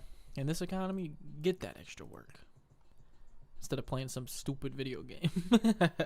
That is definitely the move, realistically. Okay, Teval Arbiter of Virtue. 2 a black, a green, and a blue for a 6/6 flying lifelink. Spells you cast have Delve, which means you can make them cost 1 less. Oh my god. 1 less by exiling a card out of your graveyard. Whenever you cast a spell, you lose life equal to its mana value. Okay, so there's a drawback for delving and having that powerful ass delve effect. My cousin has this deck. Now, Yorsum, I know it might say casual. This deck's incredibly strong. This might be a high power casual. Teval's very, very good, as you'll come to find out. Angel of Suffering, 3 and 2 black for a 5/3 flying. If damage would be dealt to you, prevent that damage and mill twice that many cards. Oh, wait, so we don't lose life and we get to delve for more? Sure. Colossal Grave Reaver, one of my favorite cards ever printed. 6 a black and a green, 7/6 flying. Whenever this creature enters the battlefield or attacks, mill 3 cards. Whenever one or more creatures are put into your graveyard, you may put one of them into play. Yeah. Deathrite Shaman, good mana ramp, good removal. Eternal Witness, good recursion. Hedron Crab, good mill. Hermit Druid, good mill. Kuru Goldkeeper, this card he was talking about. 1 a black, a blue, and a green for a 3/3 flying. Whenever one or more cards leaves your graveyard during your turn, create a treasure token. Yeah. I'm going to delve here. I'll make a treasure token. I'll delve here. I'll make a treasure token. I'll delve here. Make a treasure token. Everything in this deck comes out for dirt cheap, if not free, most of the time. It's very, very good. Just wait for the gimmick. Oh, okay. Now that's why I like you, Yorsum. Now that's why I like you. He says, wait for the gimmick to balance this out. Laboratory Maniac. 2 and a blue. If you would draw your deck while there's no cards in it, you win the game. Magus of the Will. 2 and a black. 3/3. Exile Magus of the Will. Until end of turn, you may play lands and cast spells from your graveyard. If a card to be put into your graveyard this turn, exile it. What card is this? What card is this referencing? I can see the card in my brain. I just can't think of the name. Where it lets you play your cards out of your graveyard, but they get exiled. Can't remember the name. It's a card. It's one of my wish list cards. I've always really wanted one. Nyx Weaver. 1. How'd they get my Weaver? Yorsum, explain. Out here stealing Weavers from people. 1 a black and a green for a 2/3 reach. At the beginning of your upkeep, mill 2 cards. Sorry, I was looking at my video and I just realized I had my hand clutching my table like I'm scared for some reason. I'm like, Nyx Weaver? Yeah, it's a good one. You get to mill cards at the beginning of your turn, more delve fuel, and then you get to exile it to return stuff if you accidentally mill into something you don't want. Perfect. It's got 24 persistent petitioners. Yawgmoth's Will. Thank you. Oh, yeah, it literally has one of the little Yawgmoth dudes on it. That makes sense. Okay. Yeah, this is very good still. If this is the gimmick you're talking about, I still think this deck's incredibly strong. 1 in a blue for a 1/3. Pay 1, tap it. Target player puts the top card of their library into their graveyard. Tap 4 untapped advisors you control. Target player puts the top 12 cards of their library into their graveyard. A deck can have any number of cards named persistent petitioners. Wait, is there another card that cares about advisors that just came out? Yeah, there is. It's the black card. I just pulled it. It's from Avatar. I literally just pulled it out of a pack. Hold on a second. Where's my Avatar pack at? Where's my Avatar pack at? I just pulled this thing. Oh yeah, I just pulled this thing too. The Wall of Ba Sing Se.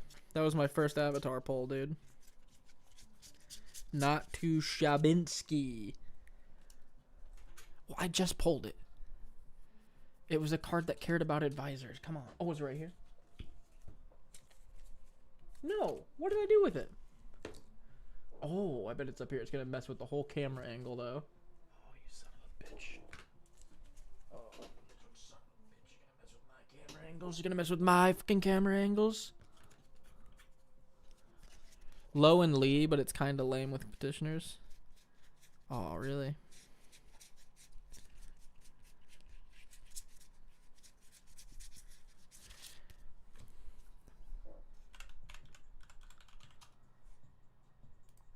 It's like the only card that's not in this pile anymore, which is funny.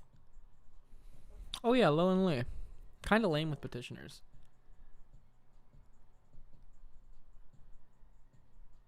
Wait, why is that lame with petitioners? Wait, whoa, how is that lame with petitioners? That seems perfect. You just make all your petitioners huge. And it's also just got a built-in mill engine for Teval. You can just mill more cards in your thing for Delve. This seems perfect for this deck. I'm not seeing the same lame you're seeing here. Whenever an opponent, I mean, sure, an opponent, but you've got this little mill engine here. So you can just throw one at the opponent, get all your advisors big, and then throw the rest of them at yourself. And whenever you want, just make your advisors big. I get how it's a little weird with the opponent thing. I still think that's not bad. That'd be cool if you could actually run it. Man, that's the only two that care. Because you only get one counter for each activation. Yeah, but on each advisor, though. Oh, yeah, I get the one or more. I still think that's great. I still think the 1/1/1 counter on everything is really, really good for your advisors. That's just me, though. If I ran the deck, I would run that. That seems pretty good. Platinum Angel, getting a free Platinum Angel also seems very good, though. You can't lose the game, and your opponent can't win the game. Platinum Empyrean, your life total can't change. 8-drop, 8/8. Sir Conrad, 3 and 2 black, 5/4. Whenever another creature dies or a creature card is put into the graveyard from anywhere other than the battlefield, Sir Conrad deals 1 damage to each opponent. Pay 1 of the black. Each player mills a card. Sir Conrad's busted. Thassa's Oracle. When it enters the battlefield, look at the top X cards of your library, where X is your devotion to blue. Put 1 of them into your hand, then the rest on the bottom. If X is greater than or equal to the number of cards in your library, you win the game. This would be such a cool card if it wasn't such a combo piece. You know what I mean? If it was just like a if that combo didn't exist. It's pretty cool. I like that card. Aminatu's Augury. 6 and 2 blue for a sorcery. Exile the top 8 cards of your library. You may put a land card from among them onto the battlefield until end of turn. Onto the battlefield. Until end of turn, for each non-land card type, you may cast a spell of that type from among exiled cards without casting their mana cost. Yeah, anything that's giant that you can make cheaper with your commander is going to be good. Doppelgang. Make X permanents or tokens of target permanent. Doubling chant, 5 and a green for each creature you control. You may search your library for a creature card with the same name as that creature. Put those cards onto the battlefield and shuffle your library, which is very good with persistent petitioners. I really like that a lot in here, actually. That's really, really cool. Exsanguinate, disgusting to dump all your delve into. Life from the Loam helps get back some lands, helps you mill some more cards. Tendrils of Agony, a good storm card. If you're just popping off, playing a bunch of spells with all this delve, you might be able to take someone out with that. 2 damage, gain 2, storm. Toxic Deluge, good board wipe, and Villainous Wealth. If you can dump a bunch of delve into that, you can just steal half your opponent's deck, essentially. Arcane Denial, good removal. Brain Freeze, good mill. Circular Logic, 2 and a blue, instant, counter target spell unless its controller pays 1 for each card in your graveyard. Madness. When you discard this card, put it into exile. If you do, you can cast it for its madness cost. What's that interacting with? Maybe the madness isn't. Maybe that first part is just, it's a good counter spell. Countervailing Winds. 2 in a blue, counter target spell unless its controller plays 1 for each card in your graveyard. Cycling. 2 of those bad boys. Crop Rotations. Drown and Lock. Counter target spell with converted mana cost less than or equal to the number of cards in its controller's graveyard, or destroy target creature with converted mana cost less than or equal to the number of cards in its controller's graveyard. Sure. That's kind of... Are you milling other people in this deck too? Because if you are, then I think the advisor guys are even better in the deck. But, yeah, that's still good. Not of the Bone. 2 and a green, instant. You gain 2 life for each creature card in your graveyard. Grizzly Salvage, one of my favorites. Reveal the top 5 cards, put a creature or land into your hand, put the rest into the graveyard. Noxious Reveal, essentially a free recursion spell. Very good. Syncopate, good removal counterspell. And Weather the Storm, you gain 3 life storm. Sure. You could pull this out in a deck and be like, oh, actually I'm going to gain 44. Or 44. That's probably like not a number at all that could happen with 3. Let's see, 3, 6, 9, 12, 15, 30, 33. Of course. I don't know why I said 34. Head Shredder. You can play lands from graveyard. Love Head Shredder. Fucking great. We can. Oh. Wait. What says we can? What says we can? Now, what about... No. You may search your library for a creature card. Oh. So I don't know if that's what you're referring to with the you can, but that is kind of cool. You don't have to, like, search for all of them. That's interesting. Head Shredder is fantastic. Mesmeric Orb is going to be busted in this deck. Whenever a permanent becomes untapped, that permanent's controller puts the top card of their library into their graveyard. I actually need to pick one of these up for Teval. It's a very good card. Perpetual Timepiece, great self-mill. Blood Band Match. 2, a black and a green, enchantment. Whenever a creature spell is played, each player returns all cards with the same name as that spell from the graveyard into play. That's really good in here. You get access to a lot of cool stuff in here for this. I actually really like that. Storm and life gain is disgusting. That's a lot of life. And then in terms of deck theme in your land base, I mean, you got Wasteland that can interact with the spells that let you play lands out of graveyard, which is great. Same with Tekanuma, same with Tectonic Edge, same with Strip Mind. Shifting Woodland's insane. It become a permanent, can become a copy of target permanent card in your graveyard until end of turn if there are 4 or more card types in your graveyard. It's just really, really good to have on a land. Ghost Quarters too. So all those really interact well with other synergies in the deck, which I really, really like. Okay, so deck suggestions for this deck. I'm gonna look through my Teval deck because obviously, let me just remember what I did with my Teval deck first. Is it in this? It is in this. It is in this. Nyuk, nyuk, nyuk, nyuk, nyuk. Oh, I put Will of the Sultai in here. This is a card my cousin runs in his Teval deck, and it is nuts. The amount of times this thing actually just is like, oh, I'm dead. Like, levels of good in this deck is insane. 4 and a green, sorcery, choose one. If you control your commander, choose both. Target player mills 3 cards, then returns all lands from their graveyard into play, tapped. It's really good. Or put X11 counters on target creature, where X is the number of lands you control, and give it trample. Oh, wait, hold on a second. What is that Teval has? Oh, lifelink? Yeah. I think I will put upwards of 5+ counters on my Teval and then return all my lands from my graveyard into play tapped. This card was, oh my god, it's so good. He would end up gaining like 20, 30 life that turn. And it was like, oh, yikes. So that's my first suggestion. That's a nutso card. I have a lot of good suggestions in here, actually. We have 2 different Tevals here. Aftermath Analyst is another one that I think you should put in. When it enters, mill 3 cards, pay 3 and a green, sacrifice this creature, return all lands from your graveyard into play tapped. Another great option.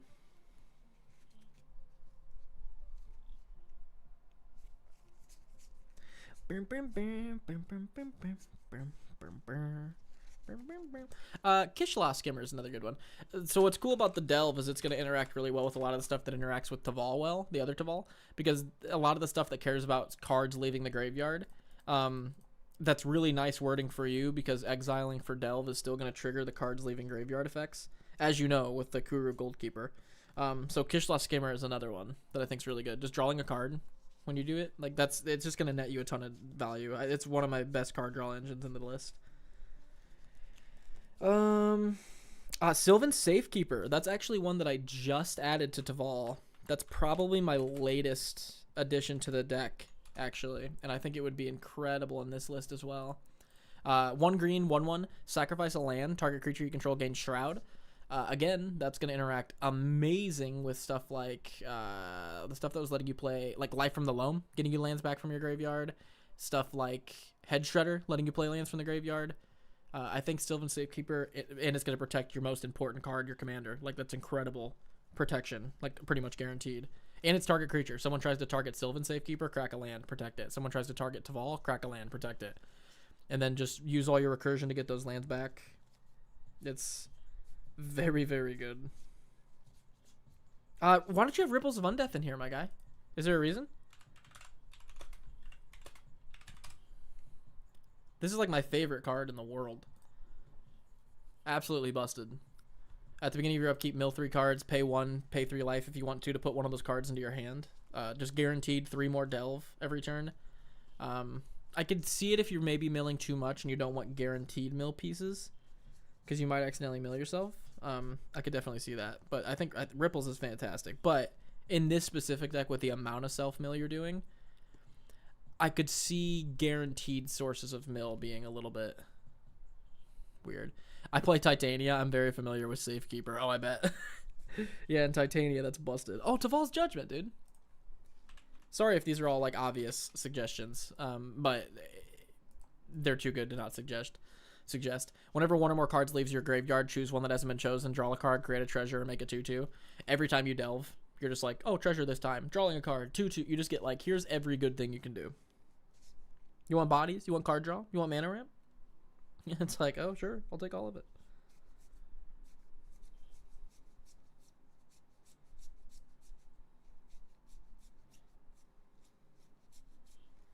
Ooh, I like Sidisi. I mean, I kind of like Sidisi. I don't know. Sidisi Brood Tyrant's an interesting one. It just doesn't feel like it's super on theme with your deck. It does mill, and it does reward you for creatures going to grave. So, like, it will interact with your whole self-mill thing really well. But then, like, the 2/2 zombies milling... I don't know. That is really good, though. Like, Sidisi is another really great... What is Ripples of Undeath? Oh, my gosh, dude. But please, if you haven't heard of that, please run it. That's such an insane card. I'll pull it back up.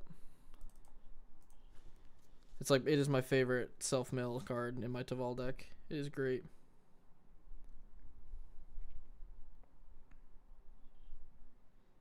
That's kind of an interesting one. That might be one to consider. Let me pull that to the side.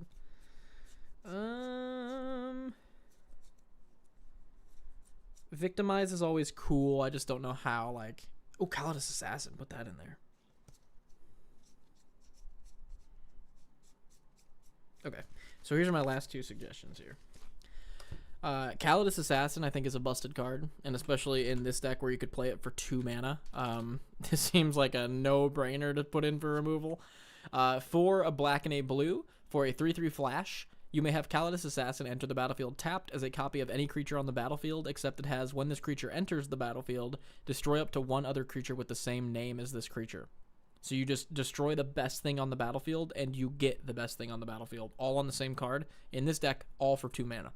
At flash speed. It's really fucking good. And then if you decide to run some more Leaves the Graveyard effects to interact with, I think the Great Erishan City is really, really good. This is a land that I just threw into my Teval deck that I actually really like. Enters untapped if you control a forest and a plane. So in this deck, if you control a forest, tap it for a black, pay 1 in a black, tap it, exile a creature card from your graveyard to create a 1/1 white spirit creature token. It just interact good. If, like, in a pinch you need to trigger one of your Leaves the Graveyard cards just on a land, it's really nice. In my Teval deck, it makes more sense because my commander itself has a Leaves the Graveyard thing. But have you ever considered doing Patreon commander games or whatever on TTS or Spell Table? I have. We're actually working on figuring out when and how we do that right now for the channel. Because with the schedule and shit, like right now with the uploads, it's like constant editing or script writing. And when it's not, we're live, we're editing live. You know what I mean? It's a lot going to the channel right now. So we're trying to figure out a schedule where we can work and still give you guys good content that's doing well, because right now you guys are showing a ton of support for the content, and also be able to like actually engage with the community in games and stuff. And it's also a personal thing too. I still live like with family, so like the house isn't really. There's like very few times when it's quiet, and like Friday night's one of those times. So it's just personal things that we're figuring out. But yes, 100%. To sum up that super long yap session there, yes, we are considering it. Not even considering it. We are going to do it. It's just something we're trying to figure out a time and a place, and a fit into the schedule for. I mean, Ledger Shredder is just like always a good card. Like, and if you're going for like putting stuff in your graveyard, I think Ledger Shredder does a good job at that. It also lets you like pick what's going to graveyard as opposed to self-milling, which is nice. Whenever a player casts their second spell, Ledger Shredder connives. Also, Ledger Shredder would be pretty good in the Lucas and Max deck, just for like filtering out your hand. It's doing the second spell thing. It gets big. It's a flyer. Like Ledger Shredder is just great. Like it's good in a lot of decks. I like it in this one a lot too, though. Like it just helps you discard stuff in your hand that you might not want there. Something you don't need that you'd rather be delving out of graveyard can then get replaced with something you might need, which is really nice. Sorry, I don't know why I'm so burpy right now. It's totally not those half pound of potatoes I ate. It's got to be something else. It has to be something else. Anybody have any suggestions for this deck in chat, my guys? For the Teval Arbiter of Virtue deck. Actually, I'm going to shoot a message to my cousin really quick and see. Oh, he's on. Yo, I'm doing...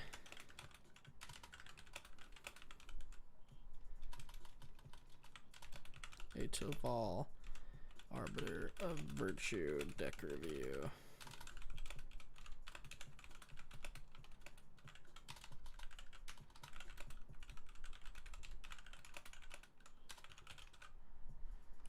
Okay, I just sent my cousin who has a Teval deck a message that I'm doing this review and asking him what his top 3 suggestions are for this deck, or not for this deck specifically, just for a Teval deck, what his 3 recommendations are. So we'll see what he hits us back with there, if he's online. This is very interesting. I'm sure you've already I mean, with the, have you looked at everything that says same name as? I'm gonna assume you have. But what I'm thinking is, what if you ran like, what are they called? Kindred? The Kindred cards. Call to the Kindred. Enchant creature at the beginning of your upkeep. You may look at the top 5 cards of your library. You may put a creature card that shares a creature type with enchant creature onto the battlefield. That could help you get out more of your advisors. I don't know how good that one is specifically. Kindred Discovery is great. 3 and 2 blue enchantment. When it enters the battlefield, choose a creature type. Choose your petitioners, and then all your petitioners draw you cards when they enter the battlefield or attack. But drawing cards isn't great in this deck because you're already milling so much, so maybe not that one either. Kindred Dominance, destroying all creatures that aren't a chosen creature type, so you can choose your advisors. That one's okay. Kindred Summoning, 7's very steep for getting a bunch of advisors off top. So yeah, maybe none of those. None of those really seem like wow. Okay.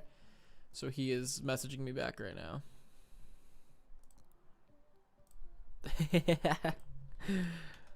Okay, he says Villainous Wealth is his first recommendation, which you've already got. Exsanguinate is his second recommendation.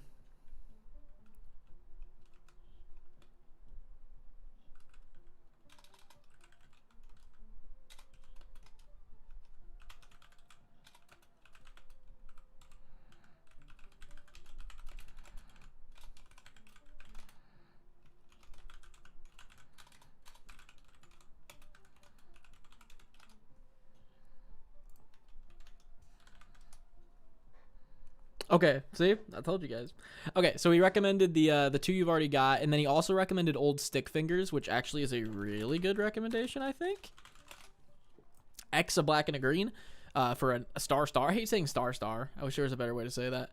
I guess you don't really have to say it. Just X, a black and a green for a creature. When you cast a spell, reveal the top X cards or reveal cards from the top of your library until you hit X creature cards. Put all creature cards revealed this way into your graveyard, then the rest on the bottom of your library in any order. Old Stick Fingers power and toughness equal to the number of creatures in your graveyard. So it scales up over the course of the game when your creatures get more and more. It'll guarantee hit the amount of things that you delved for the Old Stick Fingers, which is a really cool aspect that my cousin really likes. So if you're delving for You're paying a black and a green, and then you delve Stick Fingers for 6.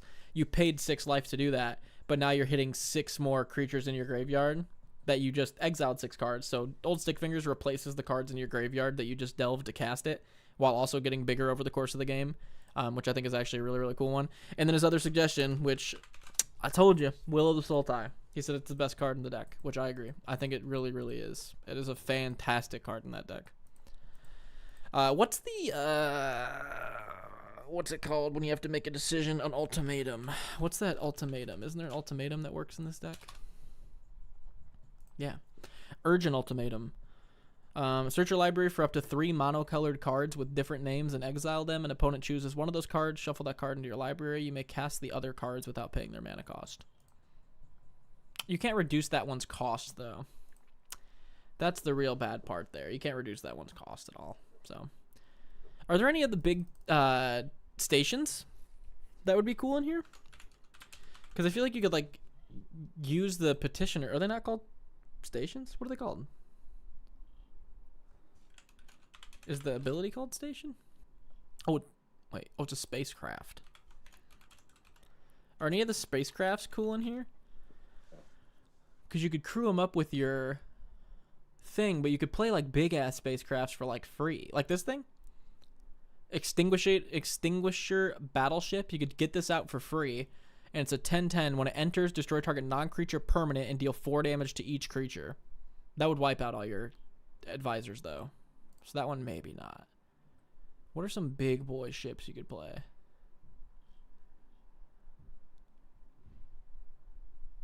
There's not really like any big boy ships. That's crazy. I thought there'd be way bigger ships on here. No, it's just I thought your ship would be bigger. No, I mean, it's fine. I thought you'd have a bigger ship. Wow.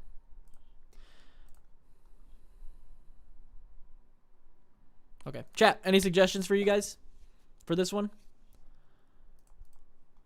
For Teval, Arbiter of Virtue. Wait, what if you did the colorless instance? Just to meme on kids. Hold on a second. Does Delve work with Waste? It says it pays for 1 colorless. Is that Waste? Or is that just 1 colorless? Does that not count for a Waste? Does Teval work for Waste is my question here. We don't really care to go to combat. The idea is to get as many petitioners out as fast as we can and try to win. Fair. That's actually fair. That's with 24 of them. That's completely fair. What was I just saying? Shit. Oh, to meme on them. To meme on them. What if we went colorless, right? C is colorless, right? Maybe not. Wait, is the backside of this colorless? Okay. C is colorless.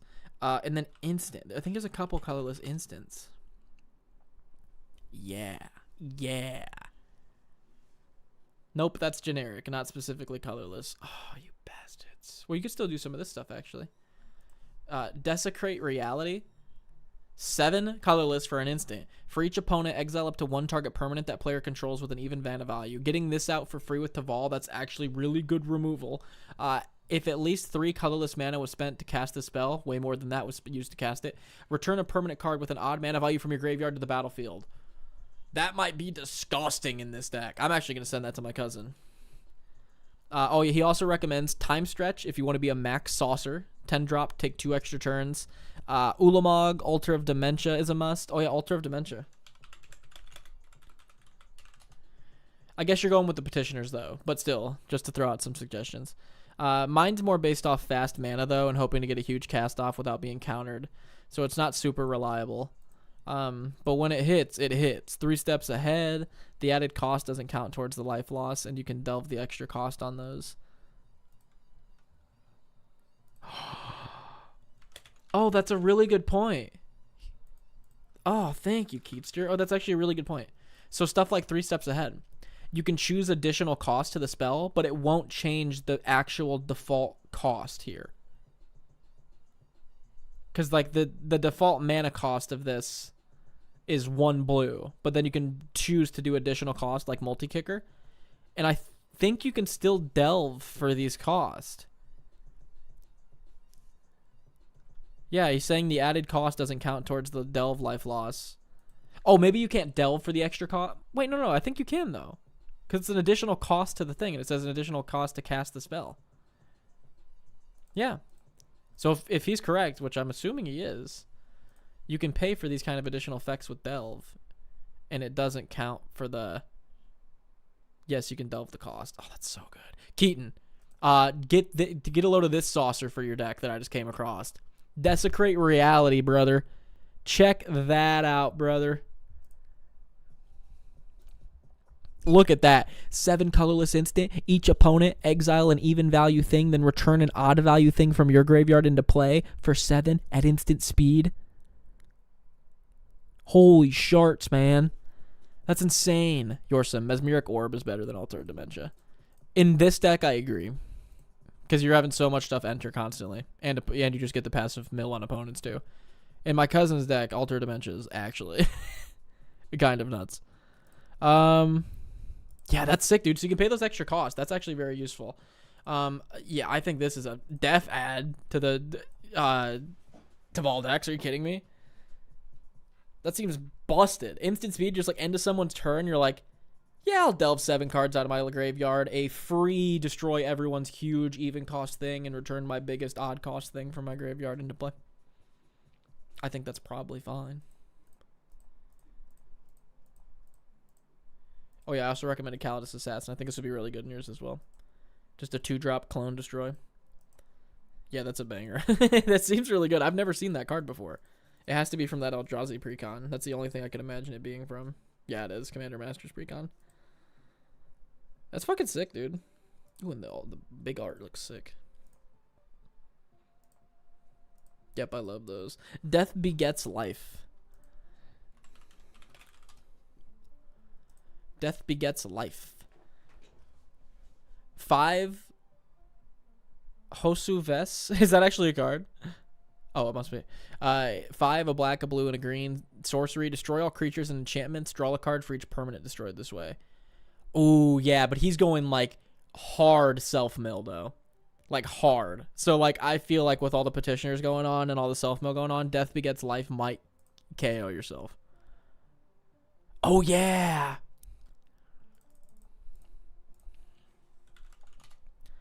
I forgot. That guy's sick. Is that his name? Hosu Ves, yep. Yeah, I forgot about this one. Great suggestion, dude. I knew I had to come to you with this.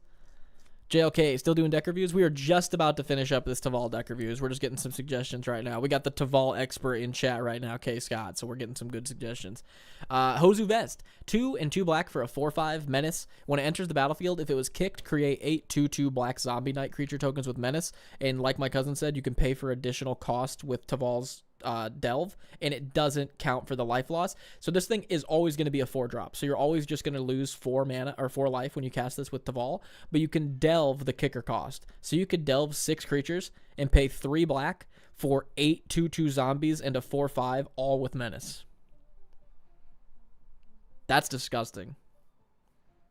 Great suggestion. I completely forgot you picked this up for that deck. That is, your Teval's here, by the way, if you're looking for it. I completely forgot to say that. Grandma found it in the shelf on your room. Platinum Angel effects. Yes, he does have Platinum Angel effects, which is disgusting. We got Platinum Empyrean and Platinum Angel in here.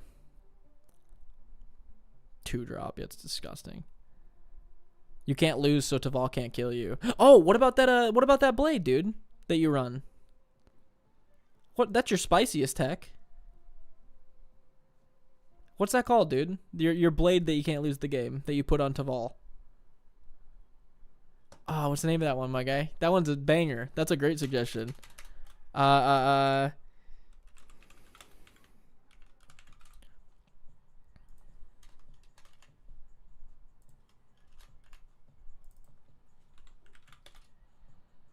It's like you don't lose the game for having 0 health.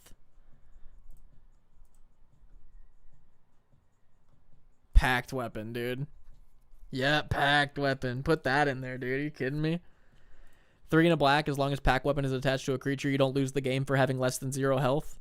Yeah, just delve to infinity and beyond and cast as many spells as you want. It doesn't matter if you had to pay life for them. And whenever it attacks, draw a card, reveal it, gets +X, where X is the amount of life you lost, and your commander has lifelink. So you're just going to be gaining probably more than the cards you're playing with this on. It's actually a really good one. What about Endstone? Good card advantage and can get you a bunch of life. Case got Brain Free. He actually does run Brain Freeze. Great suggestion, though. Endstone. What does Endstone do? Oh, okay. 7 for a legendary artifact. When you play a land or cast a spell, draw a card at the beginning of your end step. Your life total becomes half your starting life total, rounded up. It's pretty good for staying in the game. This is definitely another Platinum Angel, Platinum Empyrean thing. The only thing is with this much self-mill, anything that turns basic game actions into a card draw engine scares me. Because I'm like, I feel like we might mill ourselves or come close. But you also run Thassa's Oracle and Laboratory Maniac, so maybe you don't care about having Endstone. Maybe Endstone helps you like dial that in more. But you also have like the Petitioners too, so I don't know. What is some like massive stuff that I've got that you could play? Where's my binder? Where'd my binder go? Oh, Mnemonic Deluge. That's my favorite big spell. I always somehow know how to spell this card, even though I guess every time on how to spell it. Yep, I always guess if it's N before M or M before N, and I always get it right. I don't know how. 6 and 3 blue, sorcery. Exile target instant or sorcery card from a graveyard. Copy that card 3 times. You may cast the copies without paying their mana cost. This is really good because for the obvious reason. You can get this out for 3 blue. Obvious reason. You're in a mill deck too, though. So like instead of milling yourself before you cast this, you could be like, you know what? I'm going to mill each of you for blank. Just to see if I hit anything better than the thing I want to do out of my graveyard. And then if someone hits a banger instant or sorcery or already has one in their graveyard, you can just Mnemonic Deluge them too.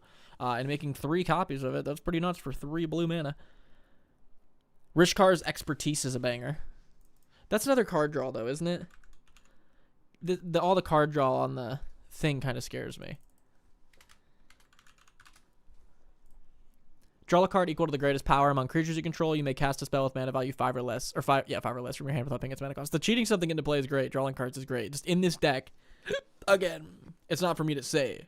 Also, this is Yorsum's deck. Maybe he can utilize these card draw effects better than I'm thinking.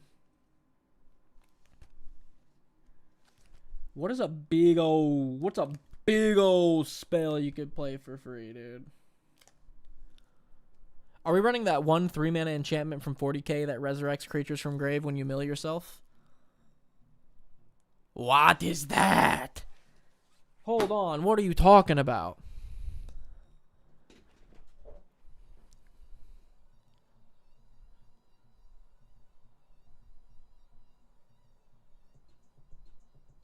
Wait, what? If you copy the cast, it copies the mana cost, so you'd lose 27? Huh? Oh. Wait, what? Oh. Yeah, it's whenever you cast a spell with Arbiter. No, you right. Don't run Mnemonic Deluge. I'm sitting here talking about accidentally milling yourself to death, and I'm like, how about you actually straight up kill yourself with like 70 damage? Oh, come on, YouTube. Come on, YouTube. With 70 damage in Magic the Gathering. This is a joke. That statement was taken out of context if YouTube gets a hold of it. Annoying ass YouTube. We're running Exsanguinate? Yes, we are. What are you talking about, by the way, LJL? 3-mana enchantment from 40k that resurrects something? Oh my goodness. With Mnemonic, oh, Def still run it. We're going -30 and playing Mnemonic with our freaking pack weapon. If you got the life change card paired with it, fair.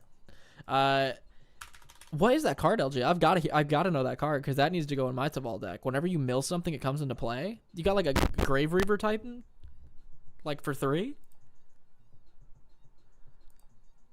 That's crazy. I gotta know what that is. 40k set. 40k. Mill. Return. This one. At the beginning of your upkeep, put 2 Eon counters on Out of the Tombs, then mill cards equal to the number of Eon counters on it. If you would draw a card while your library has no cards in it, instead return a creature card from your graveyard to the battlefield. If you can't, you lose the game. Yeah, but if they kill Out of the Tombs, you lose the game. Why is this an $11 card? This doesn't make any sense. Like, you just kill Out of the Tombs, and then it's like, oh, you lose, though.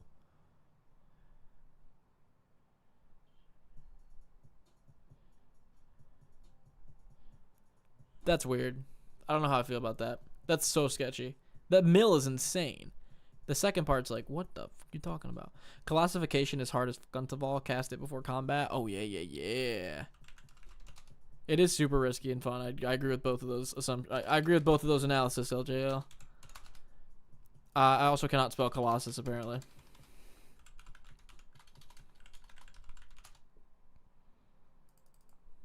Okay, I'm just going to type in Sithification and see if it comes up. Thanks. 5 and 2 green, enchant creature. Enchant creature gets plus 20. You also have to enchant it, but whatever. Oh yeah, it does tap it when it enters. But still, giving plus 20 to Teval. That's pretty funny, actually, for 2 green. I can't either, I guess. That's one of those words. I literally will never ever spell it right. But mnemonic. I'm like, oh, mnemonic? I can do mnemonic. I'm like, colossal. Oof. Or like professor. Oh. Like, is it 2 F's? Is it 2 S's? Yikes. Wait, never mind on the cast before combat tech. You could do the one, though. What's the other one? Keaton, what's the one from Zendikar that's got the big elf carrying one of the Hedrons, like, over the forest? It's like, it has multi-kicker. And it's like the elf running through the forest. He's, like, huge. Type instant multi-kicker. Is multi-kicker not all one word? Oh, I typed in Milty.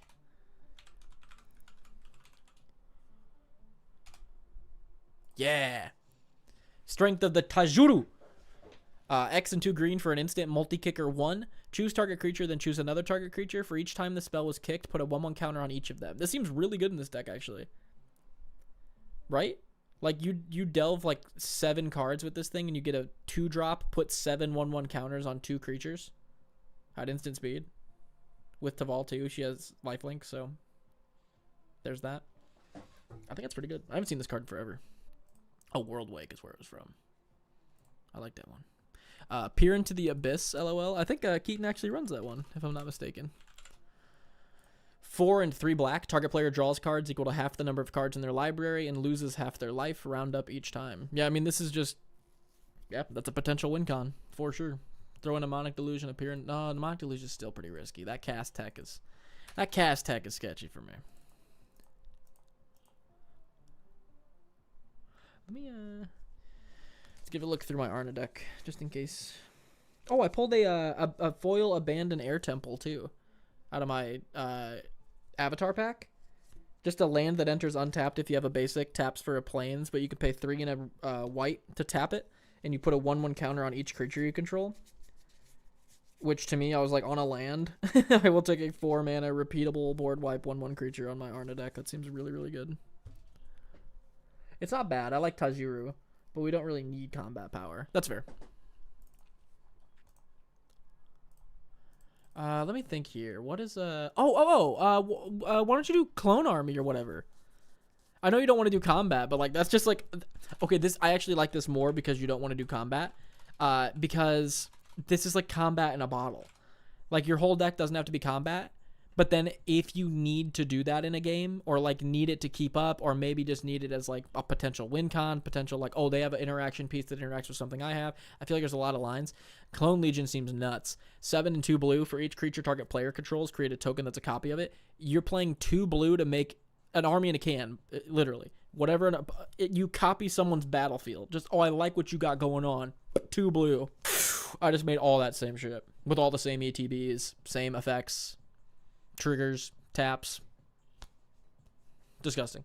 That seems like a really good one. If you don't want to go with combat, I think having 1 card that could potentially be combat in a bottle is really, really funny. Everflowing Chalice. Oh, yeah, that's a good one in here. I didn't see one in here. 0, 2-drop multi-kicker. Comes into play with that many counters. Tap it for colorless. Seems really good. You can target yourself with Clone Legion. You can target yourself with Clone Legion, so you could also get more of your little advisor dudes.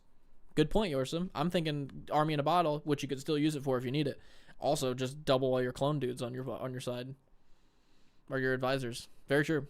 2-drop, double all your advisors. Sure. I wish you ran white, because that would be insane. Wait, no, it's not a trigger. It's an activated ability. Never mind. I was going to say you could run Delny. I love Delny. Oh, I love that fucking card. I need to get one so bad. They're so expensive, but I love it. As like a white weenie player, that's like the ultimate, like, oh, so good. K Scott says Skull Prophet. Black and a green, 3/1, tap it for a black or a green, tap it to mill 2 cards. Yeah, mana ramp that mills you cards. That's going to be good. Oh, Thieving Skydiver. Yeah, that's a great one. Another great suggestion there. No, not Thriving. He ain't thriving. He's out here stealing people's shit. 1 in a blue, kicker for X. X can't be 0. 2/1 flying. When it enters the battlefield, if it was kicked, gain control of target artifact with mana value X or less. If that artifact is an equipment, attach it to target or attach it to Thieving Skydiver. That's going to be really good. Also, I never noticed it said X can't be 0, and that's 100% just for CEDH, which is really, really funny. We wouldn't want anybody to lose their insane 0 drop. Court of Cunning. Which one's that? Oh, yeah, Court of Cunning. 1 and 2 blue. When Court of Cunning enters the battlefield, you become the Monarch. At the beginning of your upkeep, any number of target players each mill 2 cards. If you're the Monarch, each of those players mill 10. Yeah, good little card draw because of Monarch. Good double. Again, maybe the mill, maybe the card draw might be a bit too much in like a self-mill deck. But if it's not, Court of Cunning is fantastic. It's double mana ramp because of the Delve mechanic. Oh, it is double mana ramp because of the Delve mechanic. You're right. Not only are you getting the mana ramp from adding tapping, you're also getting the mill, which is adding to your Delve, which is giving you more mana ramp. Yeah, you should also run a Milliken. Isn't that how you spell it? Apparently it's not how you spell it. Apparently that is how you spell it. What the fuck took so long? 2 drop, 0/1, tap it, mill a card, add 1 colorless. Just like any little dork or any kind of card draw, mana ramp, removal, any of the basics that you could just turn into like a mill is going to be good too. So those are both really good suggestions. I like those. Let me go through my Teval one more time. Make sure I didn't miss anything here. Milliken is also a banger. I think there's another one, isn't there? Keaton? I thought there was a third one that was like very similar to Milliken that I like confuse with Milliken every time. Like when I see it, I'm like, wait, there's 2 of these? Maybe I'm just like making that up in my head. Let me see. I swear there's another one that does that.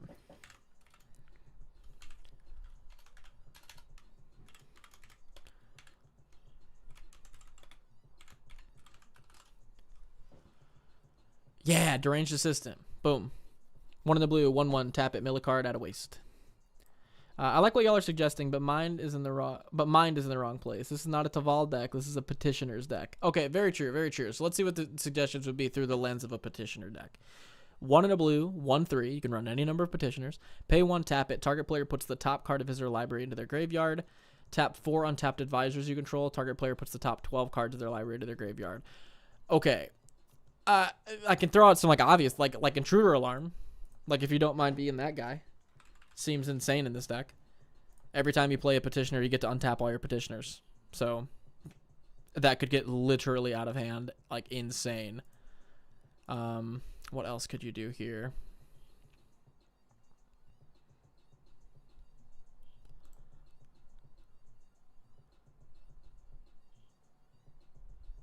The guy that makes whenever you double something, Paradox Engine would go crazy into Teval if it weren't banned. Yeah, literally insane. Like literally just infinite combo engine. Such a funny card. Every time I read it, I'm like, yeah, I would think that got banned. The guy that makes you double like mill is gonna be good. Obviously.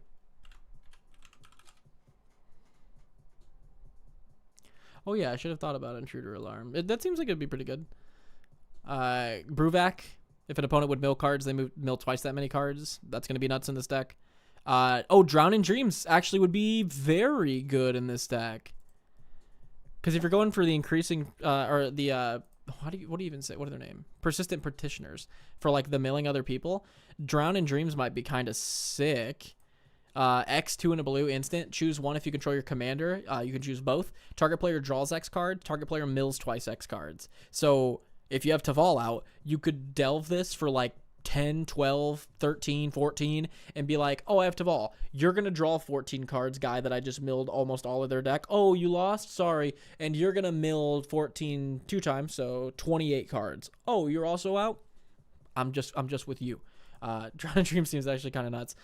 There's another one that's kind of similar to Drown in Dreams that would be good. It's like X and 2 blue does the same thing. Each player draws X cards, or each player like mills X cards or something like that. That could be interesting. I think Drowned in Dreams would actually be really sick with that though.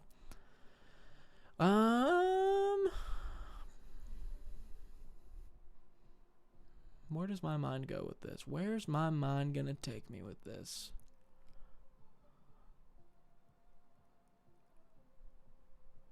Isn't there a Keaton? Isn't there a card where you can steal stuff from opponents' graveyards when they mill it? Where you can like pay 1 in a black. No, you can pay life. You run it, Keaton. You can pay life when people mill stuff, and you get to like take it from them. Mill, pay, under control. No. Let's see. Oh yes, grist. A single grist is the only card in Magic that says mill pay under your control. Pay under control. Put graveyard.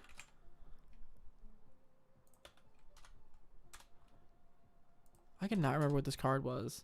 Abyssal Harvester would be cool. You know what I'm talking about, Keaton? It's the 4 and 2 black. Oh, this guy. 5 and 2 black. Lorcan, Warlock Collector. 1, you could get him out for 2 black with your commander, which seems good. Whenever a creature card is put into the opponent's graveyard from anywhere, you may pay life equal to its mana value. If you do, put that card into the battlefield under your control. So you can just yoink a bunch of opponent's creatures when you're milling them with your petitioners, and you're paying life, but you don't care because Teval has lifelink, and you're going to be gaining a ton of life off him. I don't know. That seems kind of cool. That seems sick in this deck, actually. To me. Especially with the mill strat. Yeah, that seems pretty good. Lorcan seems kind of great. Ha ha ha. What the fuck? Nah. What? Oh, you were recommending the Lorcan? That's hilarious. Lorcan's in the brain of the men tonight, dude.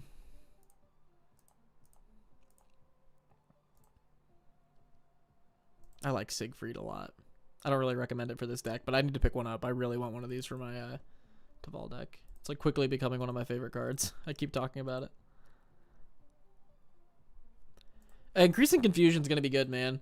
Like, if you're going for the petitioners, you're trying to mill out other... Like, you're self-milling yourself so you can ramp out petitioners as fast as you can so you can start milling the opponents. Like, having the ability to just delve out an X-drop mill spell on Increasing Confusion that also has flashback for the same cost. Like, that's actually quite a bit of... mill. Stargaze. I think that was the card I was thinking of, my guy. No, it's not. But still, let's see what this is. X and 2 black. Look at twice X cards from the top of your library. Put X cards from among them into your hand and the rest into your graveyard. That could be pretty nuts, actually. That's like a pretty good tutor. Damn. You do this for 6. You look at the top 6 and put... You look at the top 12 and put 6 cards from them into your hand. And then lose 6. That Stargazing's actually pretty fucking good. You might want to put that in your deck, Keaton. That's a real good card in there, damn.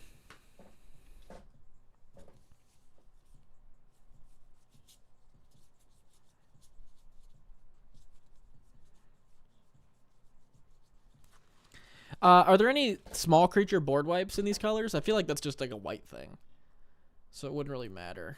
I guess you couldn't. Yeah, I guess it really wouldn't matter anyway. Even if there was, it wouldn't be that great. I'm out of suggestions. I'm out of suggestions for right now on the petitioner build. I got a couple in there. I got a couple pretty decent ones in there. I think Scott got a couple good ones in there. I think LJ might have got a couple good ones in there. Yorsum, I hope any of these were at all useful. But you did give me a lot of useful information and insight into this deck. So on Wednesday, I should have some way more in-depth suggestions for this petitioner list for sure. But even outside of it just being a petitioner's list, I think a lot of the stuff is still going to be useful in the list. LJL actually brings up a pretty good point. Just run Inguruk's Wake, which actually might not be the worst idea in this deck.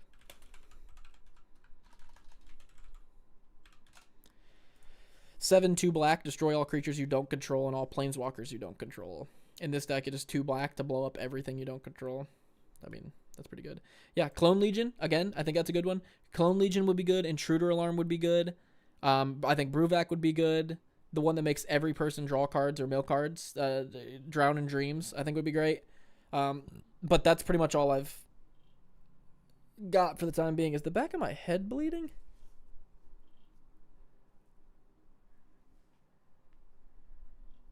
No, it just feels like it is. Ow, my head hurts. I buzzed in the back of my head, and I think I cut myself.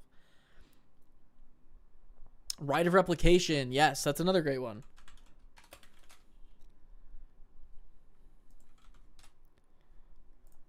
I don't know how I do that. I do that every now and then where I'll open a separate tab when I click enter, and I don't know how I do it. I don't know how I do it. Right of replication. 2 and 2 blue. Sorcery kicker for 5. Create a token that's a copy of target creature. If the spell was kicked, create 5 of those tokens instead. So in this deck, it could be 2 blue mana to create 5 tokens of something. Insane. Again, this in Clone Legion, you've got like a pretty good way to get a shit ton of petitioners like in a box. So that seems really, really good. Yeah, there you go, my guy. Hope that was all useful. At all useful. You're some Wheelmaster. As always, I appreciate you guys submitting decks. Anyone else that is a Patreon member or a YouTube member, please submit more decks. We're getting towards kind of the end of the list, and if you've already submitted some and you think, well, I already submitted one, don't be that guy, dude. Submit as many as you want. Wheelmaster's over here submitting like 8 to 10 decks in the list, dude, so we're ready with his decks. If you've got any more and you're a Patreon member, YouTube member, make sure to submit them. If you want to submit your own decks for these Friday Night Deck reviews and you're not a Patreon member or YouTube member, check out the Patreon or YouTube. It starts as low as $1, and you could join for a month and then stop after that month and give your boy $1, and I'll still look at your decks. So, if that sounds cool to you, let me know. As always, I appreciate you guys. I hope you guys have a good day, good night, whatever. Hope you had a good Thanksgiving. I'm going to fight the urge to eat more potatoes, and I'm going to play some Arc Raiders. So, thank you guys. Hope it was all useful. At all useful, you're some. At all useful, Wheelmaster.